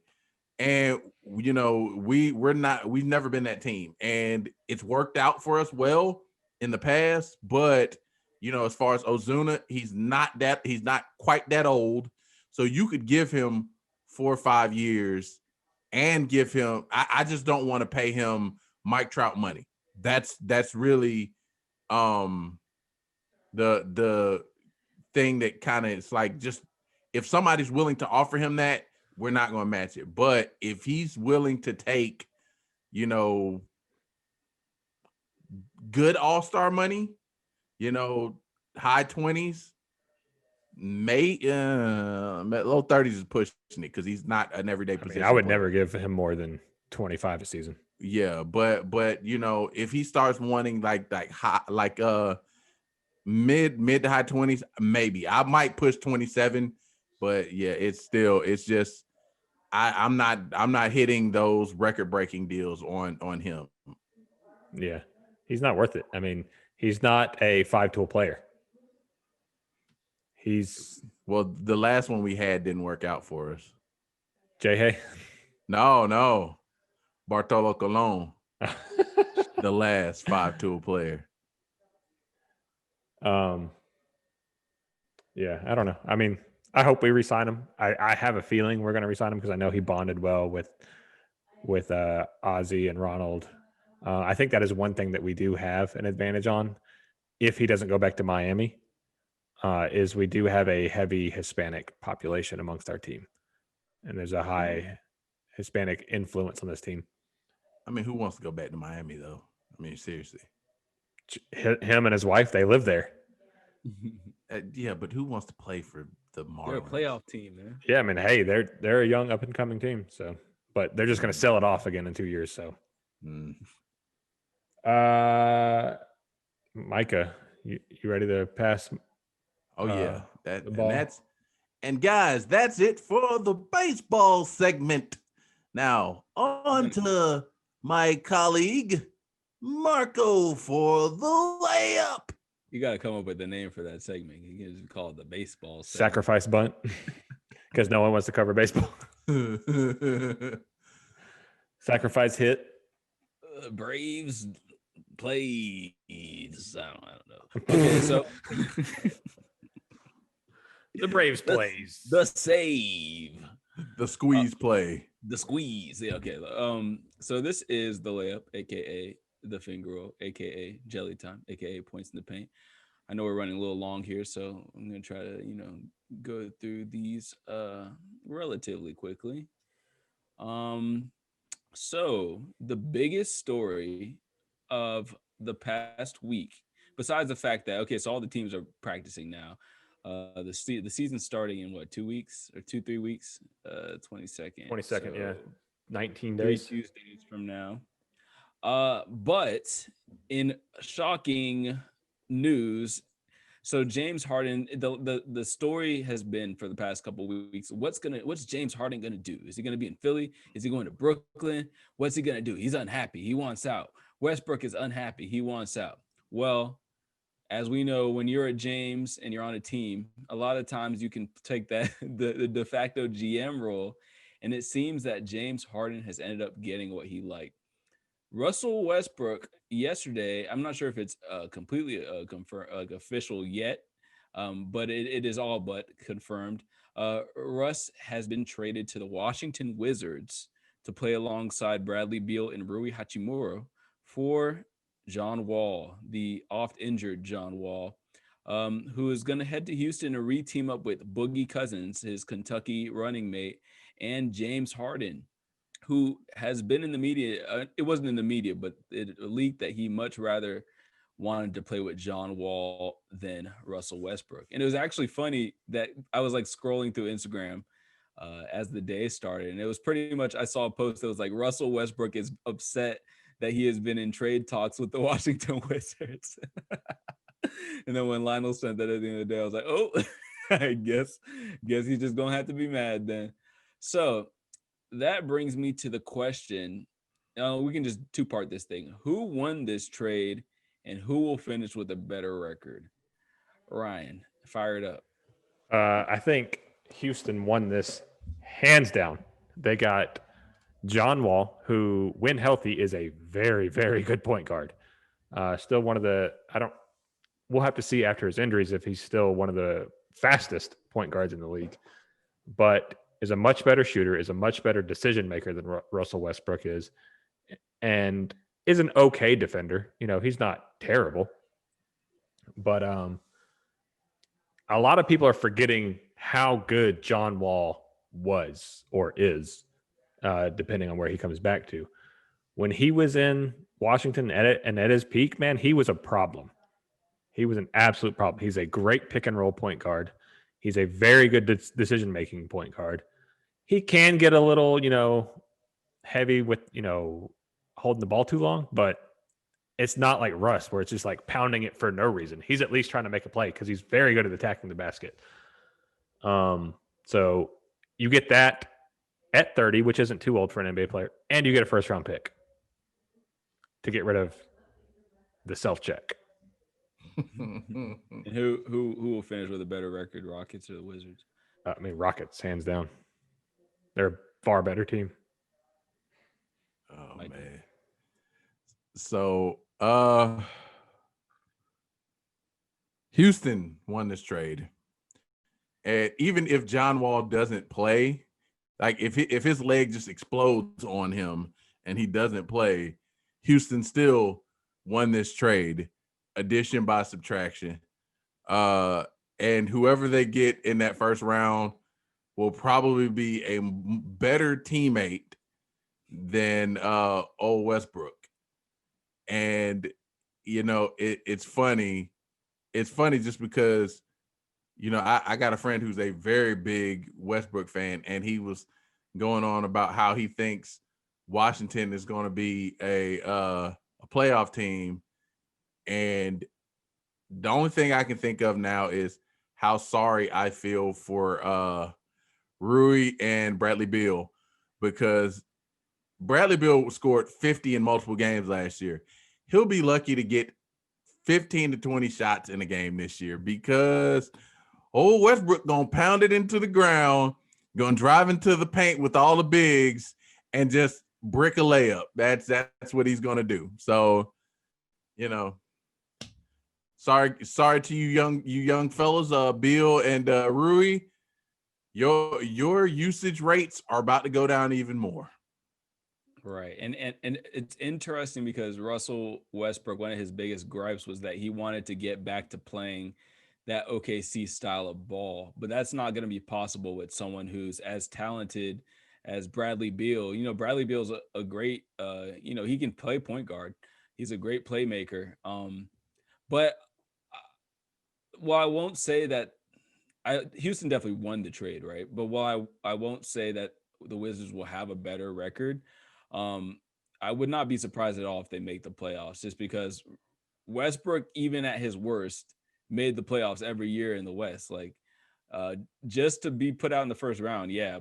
And I know he's older too, so that you always got to factor that in. It's like, because he's such a athlete-driven guy that when those things start to diminish, and they have, you start to see, a lot of diminishing returns. So I think the Wizards will be better than they were last year. I will say that. I don't know if that's enough to get in the playoffs, but I do hate that we have to play Russell Westbrook now because he's going to be in our division. So that's why I said when I saw it. Like, I really don't want to see Russell Westbrook an increased amount of times. Right, you had something else to say? No, I'm just looking to see what Trae Young's numbers against Russ looks like, and if I remember right, they're pretty good. No, they're good. Trae was killing everybody. He was killing Pat Bev. He was killing when he went against Trae takes elite defenders, and that might be the one game where Trae might have a +20 ± and it's gonna be all because Russell Westbrook is self-check, and Trey's gonna be just knocking down threes, and Russell Westbrook gonna be bricking. He go Right. Because Westbrook takes challenges personally, which to say John Wall is also another player who did that too. He would a lot of times let his emotions get involved in his game, and in a sense, I always thought those players were sort of similar. John Wall's obviously a lot smarter, but they both are not great shooters, and they both are above average passers. But I don't know. It's an interesting thing. So John Wall's a much better shooter though. Yeah, I mean, his form is better and everything is. I mean, Russell Westbrook just jumps really high in the air and has it's really fast. Yeah, it's really fast. It's like his shot is so about his jump. That's why it never goes in. But it's all legs. Yeah, that's enough of that. So Ryan, go ahead and talk about this COVID news. I didn't really know what to make of that. Oh, okay. So with the camps, I guess you could call them, for the NBA starting back up this past week, they've allowed a maximum of 4 players into the facility at a time. Like, what will happen is you'll have four rotate in for individual workouts for like a couple hours, then another 4 will rotate in, then another 4, until everyone gets in there for their individual workouts. And so with that, they've started testing again. They're essentially doing what they did in the bubble with their testing. They're testing them every day. They're, same precautions, all that. The NBA has it on lockdown, except, this time they're not in a bubble. They're just taking everything they did there and applying it to outside. And so with that, 48 players, I believe, tested positive. 48 players tested positive in their reentry tests. And that's a rate of about 8.8% of the NBA have COVID right now, which is lower than the national average of about 10.6% of the people. So 1 in 10 people have COVID when you're walking around, but higher than their initial reentry to the bubble test. So when they went back to the bubble, 5.3% of the NBA had COVID. And then those after the guys who got it before they went there, right? Like, yeah, exactly. So they had to quarantine for 14 days and all this type of stuff, and then they were allowed out. So after that initial testing phase in the bubble, no one tested positive after that. But it's going to be a lot different now, because you're going to have, as we've seen, around the nation, especially here in Atlanta, people don't care, and you're starting to see athletes get a little reckless. You're starting to see people who are around athletes get reckless, i.e. look at the Ravens, what just happened this last week. I mean, they had one of the worst breakouts in all the sports, and, I think like 26 of their players had it, and that's half their roster. So we're going to see, especially with young NBA players, man, they like to party. Yeah. Are the bubble testers still going to be there? This is going. I know where this is going. I don't know if they're going to be there. Daniel House, man, he he apologized today. Did he really? Yeah, he said some meaningless apology about how he's sorry for letting his teammates down or whatever. What about his wife? He didn't mention that, which is maybe funny. Maybe he no longer has one. That might be the case, honestly, because I looked it up. According to Google, he is still married to the volleyball player with 3 kids, but apparently that is not attached to the story that is going around nationally. That bubble 8 got the best of him. I know, right? He saw her every day. He's like, damn, I got to hit that. Well, anyway, so yeah, we'll look to see how that looks. I mean, NBA has proven that they handle this a little better, but like you said, now that they're unrestricted, we don't know, because a lot of these players out here are sort of irresponsible when left to their own devices. I'll just throw this story in here. I didn't write it down, but so what do y'all think about Malik Beasley cheating on his wife? His wife had to find out on Instagram, and he was walking hand in hand with Larsa Pippen, and his wife is like a dime, and Larsa is like, an old rusty nickel. no, Larsa's fine, but Yikes. she's definitely She looks good for a 46-year-old woman. Right. She's the old mint. Like she's one of the dimes that has a little green on it. Little green and brown. Like, Whoa. I don't know, man. What do y'all think of that? I'm just now seeing who Malik Beasley's wife, because I only heard the story from the Pippen side. I didn't know that Malik was also cheating. And Montana Yao is her name. Yeah, she's bad. And wow, Malik, what the fuck? What are you doing? He wanted Malik, some experience. Right. He wanted some experience. Tail. Some old lady Kegel. Nah, I like, you know, one minute man on Barstool Sports kind of got my thoughts on it. And really the person I really feel bad for is Scottie Pippen Jr. Because even though I like Scottie can cut off her money and all that stuff, but Scottie Pippen Jr. is the one who truly, like, yo, like how many times like teammates in the locker room, bro, your mom's a hoe. I hope they don't. I mean, he's probably the best player on that team. He probably knock him out. Oh man, I mean, but I'm just saying, like, how many times if you hop on Twitter and your mom is trending on Twitter for having another affair, it's like, Mom, what are you doing? And brazenly too, like holding his hand, like it just looks so. And she's wearing like overalls with no bra. She just looking like a hoe, and it's like, God, you're old lady. You're like, oh my God, some class, man. Your mom getting like, passed around. Yeah, look like a sophisticated cougar, not like an Insta thought. Like, oh man. You know, Malik was all up in her comments talking about, oh, if I had you, I would treat you like a queen. And the niggas in the comments be like, oh, aren't you married? It's like, what? Bro, wait, hold on. Oh, wow. She's divorcing him. Yeah. Oh, yeah, I mean, I'm sure. She's about to cash that check too. Uh-huh. But they made a joke. They were like, Scottie Pippen Jr. was like, what am I supposed to talk about? Like, oh yeah, like you like that new Future album, or what about those 7 points you scored last night? Oh man, they're only like 4 years apart. Well, anyway, that's sad. I was just talking about, since we brought up Daniel House, I had to bring that up. But anyway. Back to the Kang. So the Lakers have locked down LeBron James for another 2 years and gave him an additional $83 million, I believe it was. And Anthony Davis has been locked down for 5 years on a $190 million contract. In addition to the Harrell and Gasol moves that they made in the past week, is it wise to pick against the Lake Show this year to repeat? And if you are picking against them, who you got, Micah? I mean, they're gonna be a contender. They're gonna be there near the end of the season.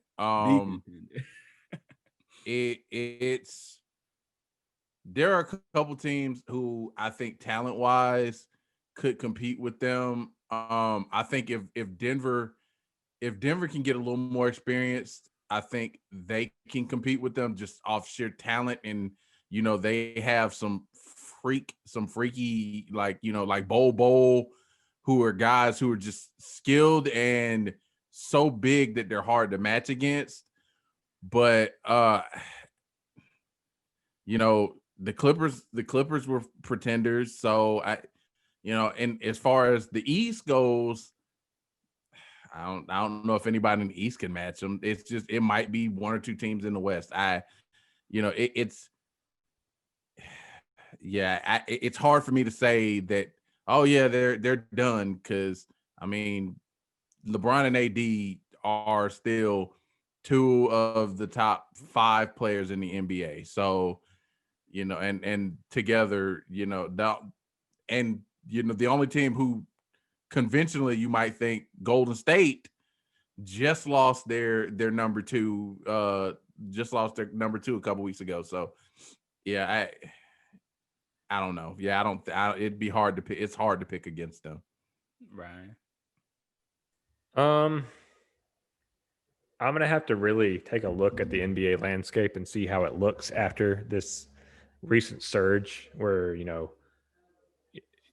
like the big name free agents, those rarely decide the NBA landscape unless it's someone like, LeBron moving or like a KD, something like that, or like a Steph were to move. Those are the landscape changing ones where like the East, everyone floated to the top because the king is no longer there. But you really got to pay attention to those second tier players and see how they moved to provide depth for teams who were already pretty good, but just needed to fill in spots. Like, I mean, I feel a bit of homerism to this, but I think the Hawks can be a lot better than, even some people are expecting because we are so deep at every position. We're at least 2 deep at every position.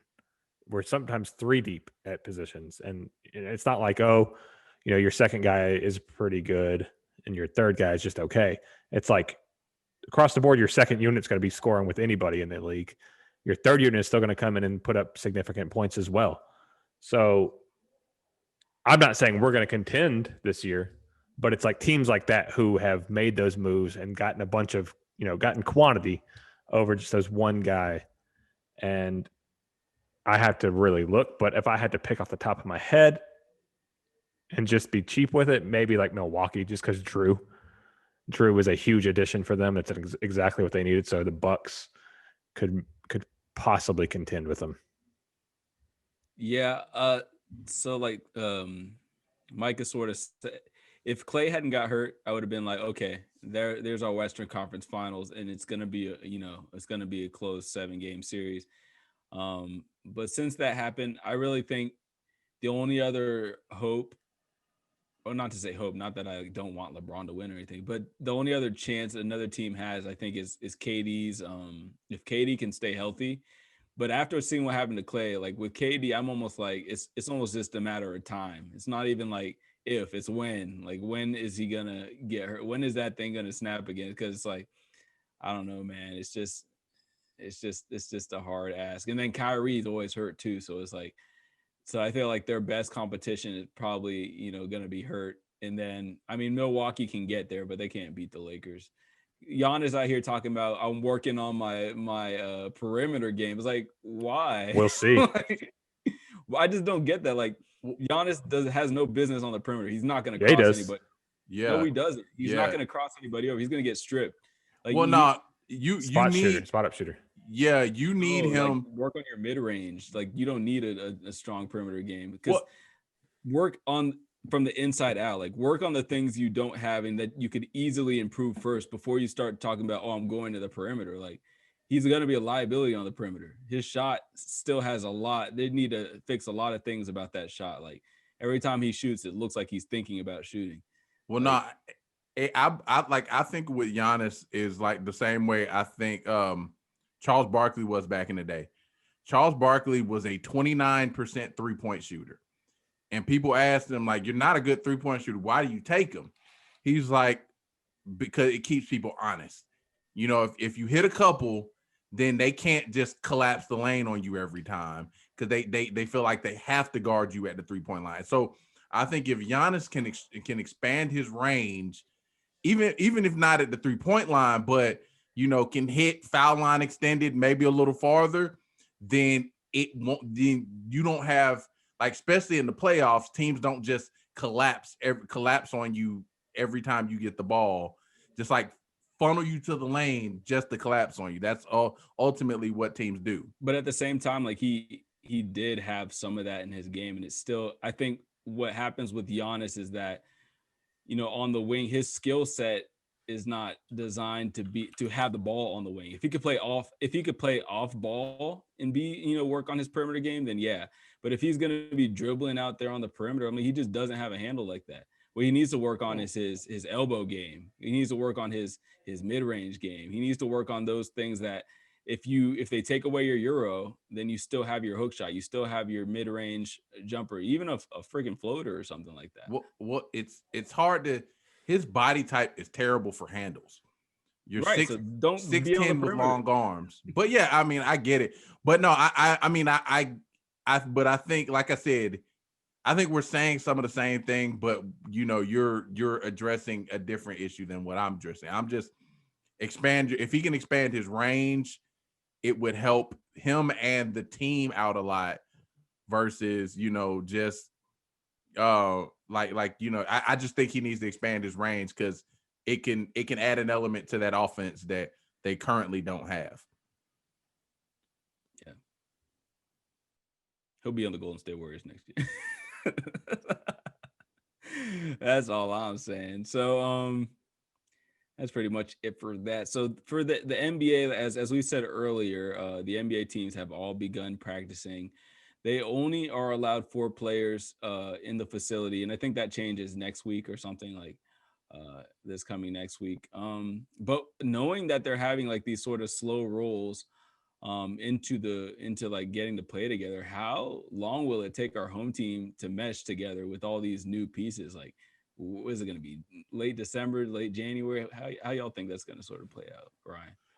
January. That's when you're going to. It's like late January is when you're really going to start seeing teams get a hang of it. Like, yeah, I think same thing. Around late January, it will start meshing, and so Danilo Gallinari,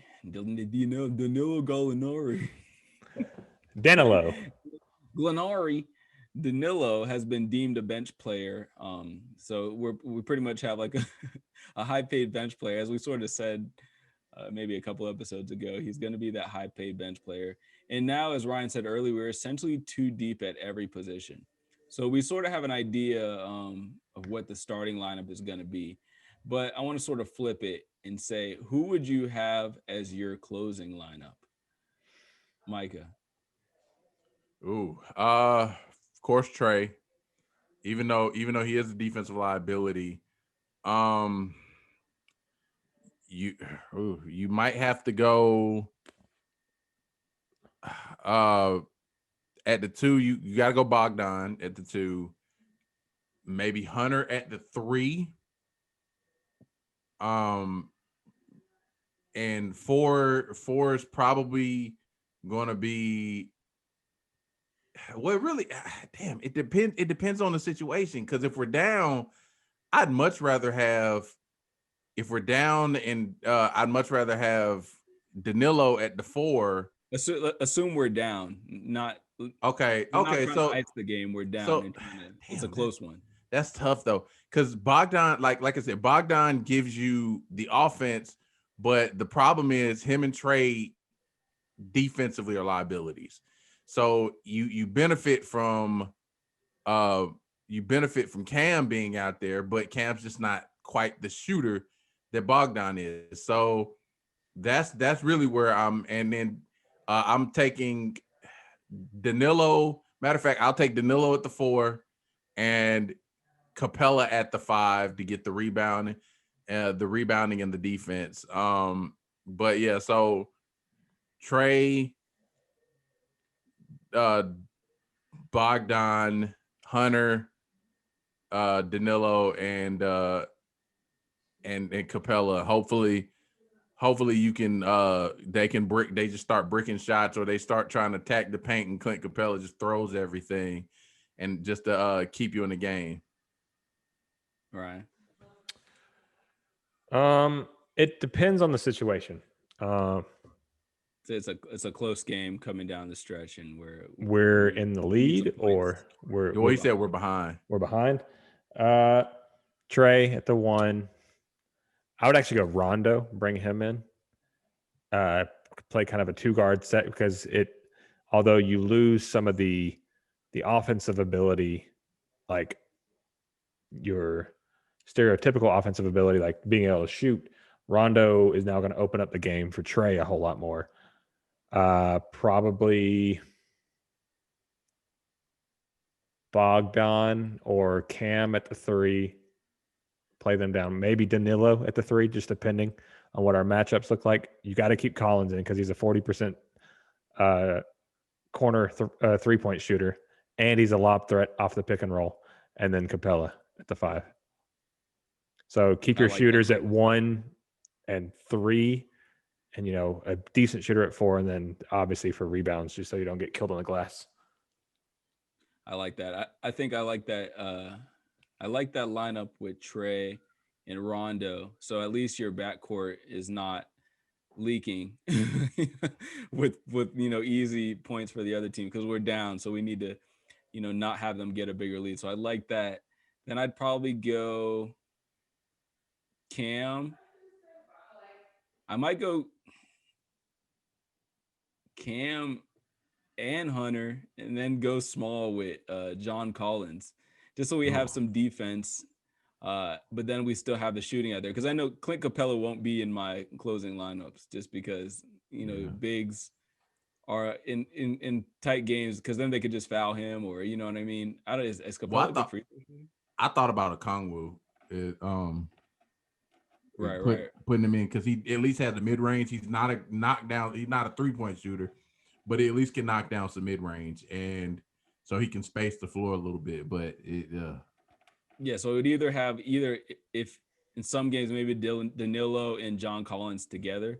If we're down big, for sure take Capella out. But yeah, if it's close, I mean, I just feel like unless they're defensive substitutions, you bring in your big, but just straight up, I don't know about having Capella in there to close out a game. So, but yeah, I like that Rondo. And then I want my wings in there, a wing at the 4. I'd have a wing at the 4. And then, whoever's having a better night, John Collins or Danilo, go with them at the 5. So neither one of y'all want a Hunter in the game? Not at this point. I said my wings. So yeah, I mean, that's why I think Hunter gives you good defense, and he can knock down the 3 if you create it for him. So, and then lastly, do y'all think John Collins, like we sort of talked about this, it doesn't have to be a long answer, but do y'all think John Collins is going to be worth after this year? I know it's all sort of depending on what kind of numbers he puts up, but just what you know about him. He's already an elite power forward in this league. Do you think he's worth a max deal? No, I do not. I think what is max, like 40 a year? No, that's super max. The max 30. is in the 30s. Yeah. So I mean, I think John Collins is like a mid to high 20s type of guy, just because he is he's elite pick and roll. He's getting better at spot up shooting, and he's starting to get some handles to him too. And he kept elite company last year. I mean, he was one of 2 players to average 20 points, 10 rebounds, and 40% shooting from 3, or 39%, whatever he shot. And that was him and Karl Anthony Towns. So, Mike, no, I don't. I think about him the same way I think about Ozuna in baseball, where he's a key piece, a very good piece to have, but I don't want to pay him. I'm not breaking the bank for him, because while he can shoot, he's a great offensive player. He's too much of a liability on defense for to really invest in, especially for a big. And that's just my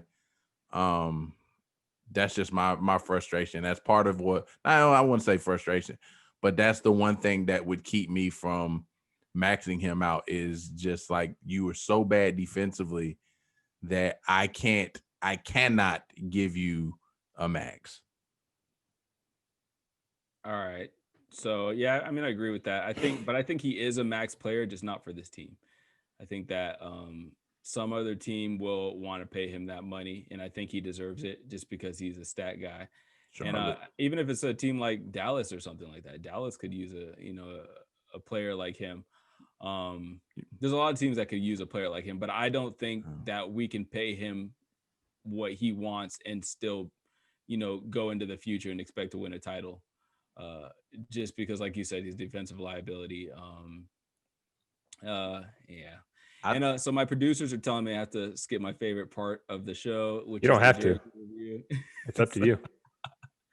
But and we could always do that next week.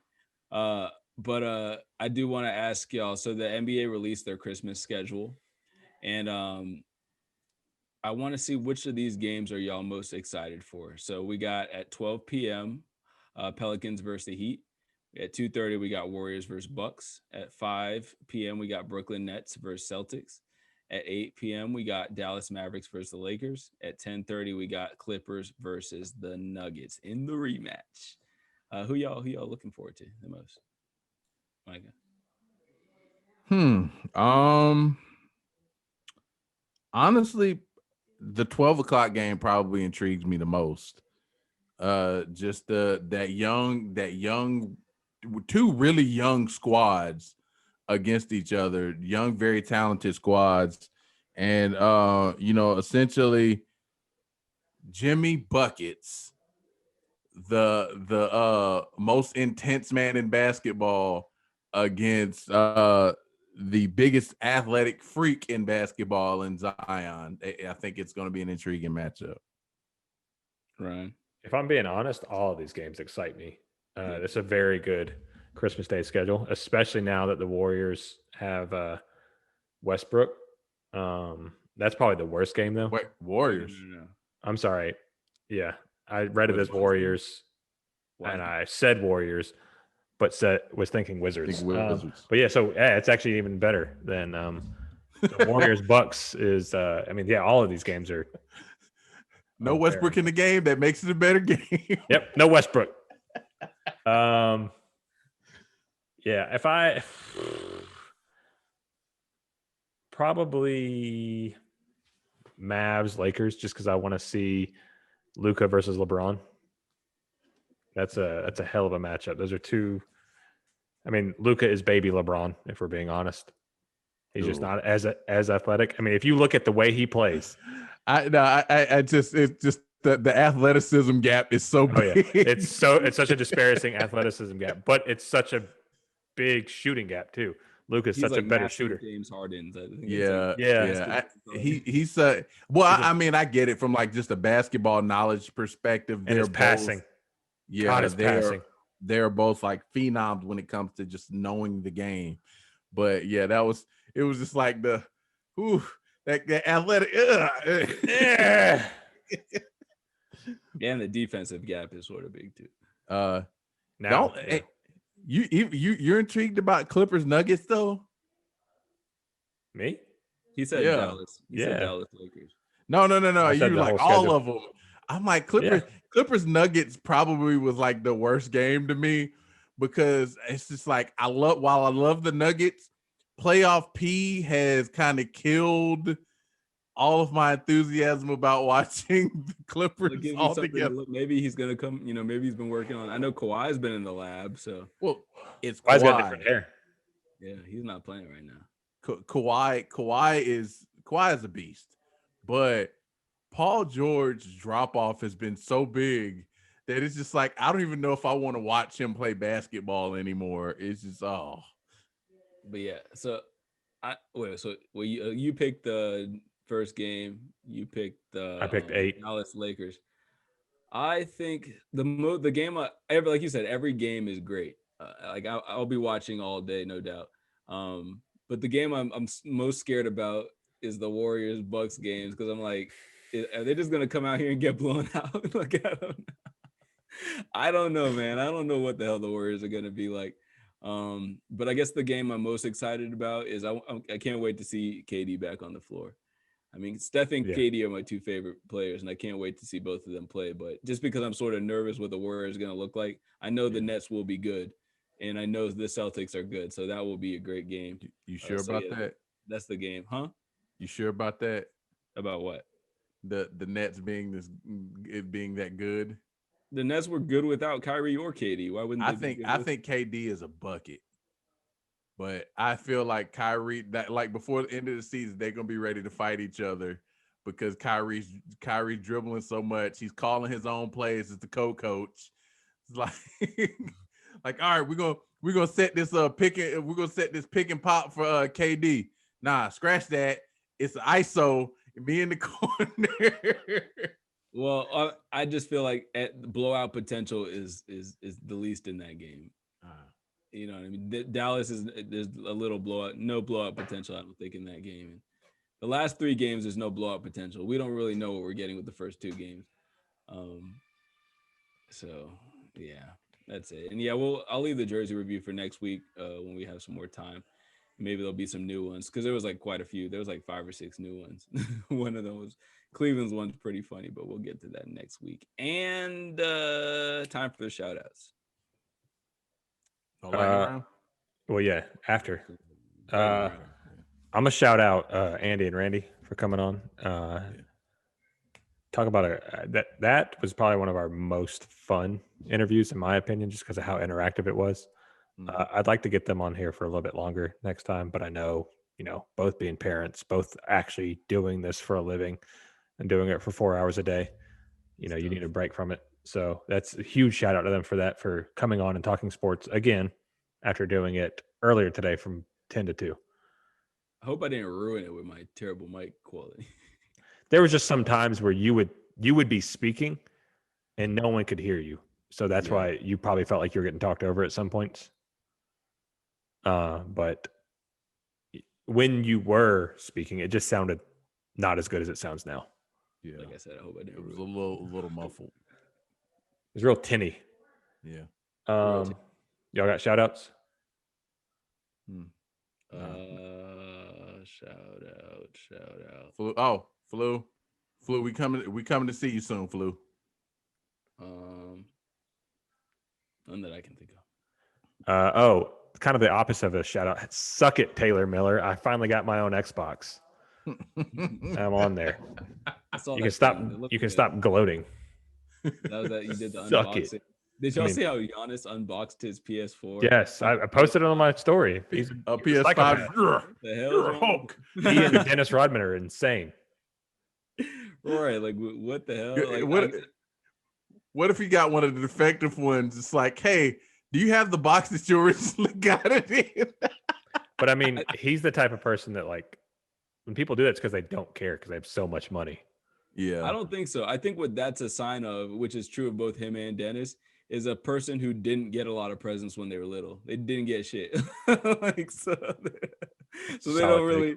Because when as people who we would always value that. Like you're like, okay, you open the box slowly, you do everything carefully, you take it out. You're like, okay, because it's all a part of it. But for them, it's like, oh, fuck this box. well, they did say Giannis and them.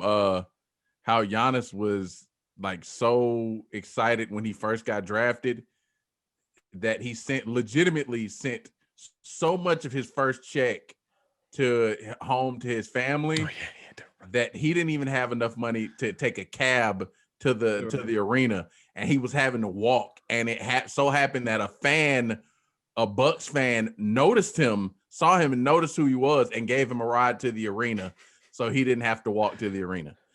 Right. So he's Slender Man walking down the street. He sits down in their 300 section. He turns to the fan next to him like, so how did you get to the game? I'm like, I drove. He's like, yeah, me too. But I drove with Giannis. They're like, what? No, you didn't. He's like, no, really, I did. At that point, they were like, who's that? Yeah. That real tall guy? Oh, man. The foreign kid we just grabbed. Rex. Anybody got any Rex? No. Oh, that show Kingdom on Netflix is really good. Kingdom? I need to watch that. Yeah. Also on Netflix, I've recommended this book before, but the Netflix version of it just came out. Hillbilly Eulogy. I haven't watched it yet, but I'm going to watch it. But the book is absolutely excellent. So I can only imagine that the Netflix version is going to be pretty good too, because the actors look pretty solid. All right, so lightning round question. I was thinking about this the other day. I think I heard it somewhere, and I was like, oh, I want to use that. What irrational fear do you have? And I'll lead off to kind of give you all an idea or a time to think about this. And mine is anytime I'm in a parking deck or like under a bridge, if I'm stopped, I fear it falling and me getting trapped in between those things. Like not getting crushed to death, but like getting trapped in the area like that where it's pitch black and it's like heavy shit all around you and you just sit there. Like that's That to me, I know it's not going to happen, but like if I'm ever on like 285 or something like that, and I get trapped under a bridge, I'm just like, this would suck. And I've always felt that way, even since I was little, before I started driving, before any of that. I don't know why that is. Micah or Marco, do y'all have one?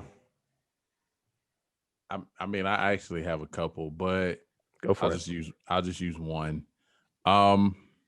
Just that whole, like, whenever I'm driving behind one of those trucks carrying like the huge lumber, it's that Final Destination thing that just like one of those big things is gonna roll off. Just no. Man, I don't know if I brought this up on here because I've been thinking about that for a while, and like someone somewhere asked me, or was on Twitter or something like that, and I engaged in it, and people were like, what's one of the most influential movies of all time? And my argument was Final Destination. They were like, what? And I was like, because you got to be shitting me that if you drive behind one of those lumber trucks, you don't think about that. Yeah. You don't think about that scene. And they're like, damn, you're right. Like that scene right there, like everybody that drives behind a lumber truck now is like, Or it's not even just lumber trucks. It's pretty much any truck with like a huge wide load, and it's just like you see it chained down, even like with like a Caterpillar, like a big Caterpillar on there, like that, like they're just going to hit, like change lanes wrong, and it's just going to fall on the hood of my car and be like, no. Yeah. Me, I pretty much, like, my mind is riddled with irrational fears.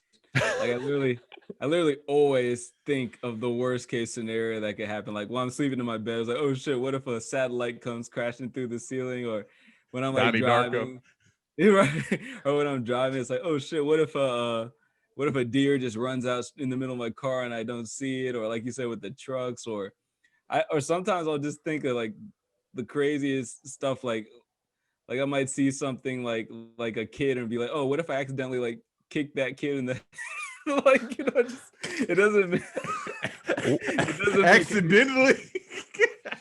What if my leg spasms and extends and I kick this kid in the face? Right. What if I accidentally kicked it, or like sweet chin music that kid in the no, but or like just like even in like social situations, will it be like, or if I say I like make someone laugh, I'll be like, oh shit, I'll probably never be able to make them laugh again. Like, you know, Jesus, such a nihilistic view. My mind is riddled. Like that's literally like 35% of my just normal mind process is just thinking the worst case scenarios that could possibly happen. Now when we're in like a social setting, I'm just gonna be looking at you like, wonder what the hell he's thinking. Just know it's bad. I wonder if he's about to freak out in every social setting. I wonder if the sun's about to go red giant and swallow the earth right now. Right. I wonder if a panther's going to jump through that window and eat all of us. I wonder if I accidentally punched that baby in the face. Right. If I actually give a flying knee kick to Cruz. Oh man. I hope I don't do that. God. Well, that's certainly a way to end the show. Oh my God. Hopefully we don't explode when I hit the stop recording button, and this would be the last thing that I ever say to anybody. With that being said, look, in that case, in case I don't see you, good afternoon, good evening, and good night. We are Fish and Grits, the podcast. Follow us on social media. We're on all platforms, essentially. Follow us on YouTube. And I've noticed that a lot of our listeners aren't following us on Instagram. So if you are a listener and you don't follow us on Instagram, follow us at Fish and Grits Podcast. YouTube, Fish and Grits, the podcast. Same with Twitter. We will be putting this show up probably tomorrow. So you will be listening to this on a Friday. And I hope you all have a good weekend. Next week, we're going to beg you at the beginning of the show to do all their social stuff so that so that y'all all, it's embedded in your mind before you can even start. Right. Before we say anything, follow us on Instagram, smash that like button, hit the subscribe, hit the bell. Do it all. Help us out here. It's a little vain, but we don't care. That's why we're in this. We want to know how many people like what we say. And we are doing a raffle. It's up to y'all when it happens. It's 150. That's all we ask. 150 followers on Instagram, and we'll raffle off gear. Maybe we could simplify it and just be like, if we post something and you interact with it and say something that's like worthwhile, we'll enter you as a name into that raffle. You know what I mean? Like just to increase comments and true. Like True. Yeah. So what Marco said, I'll let him post that on Instagram. As always, I'm Ryan Dollar. This is Marco. Nope, he's over this time, and this is Micah. We are Fish and Grits, the podcast. We shall talk to you later. Peace. Deuces. Bye.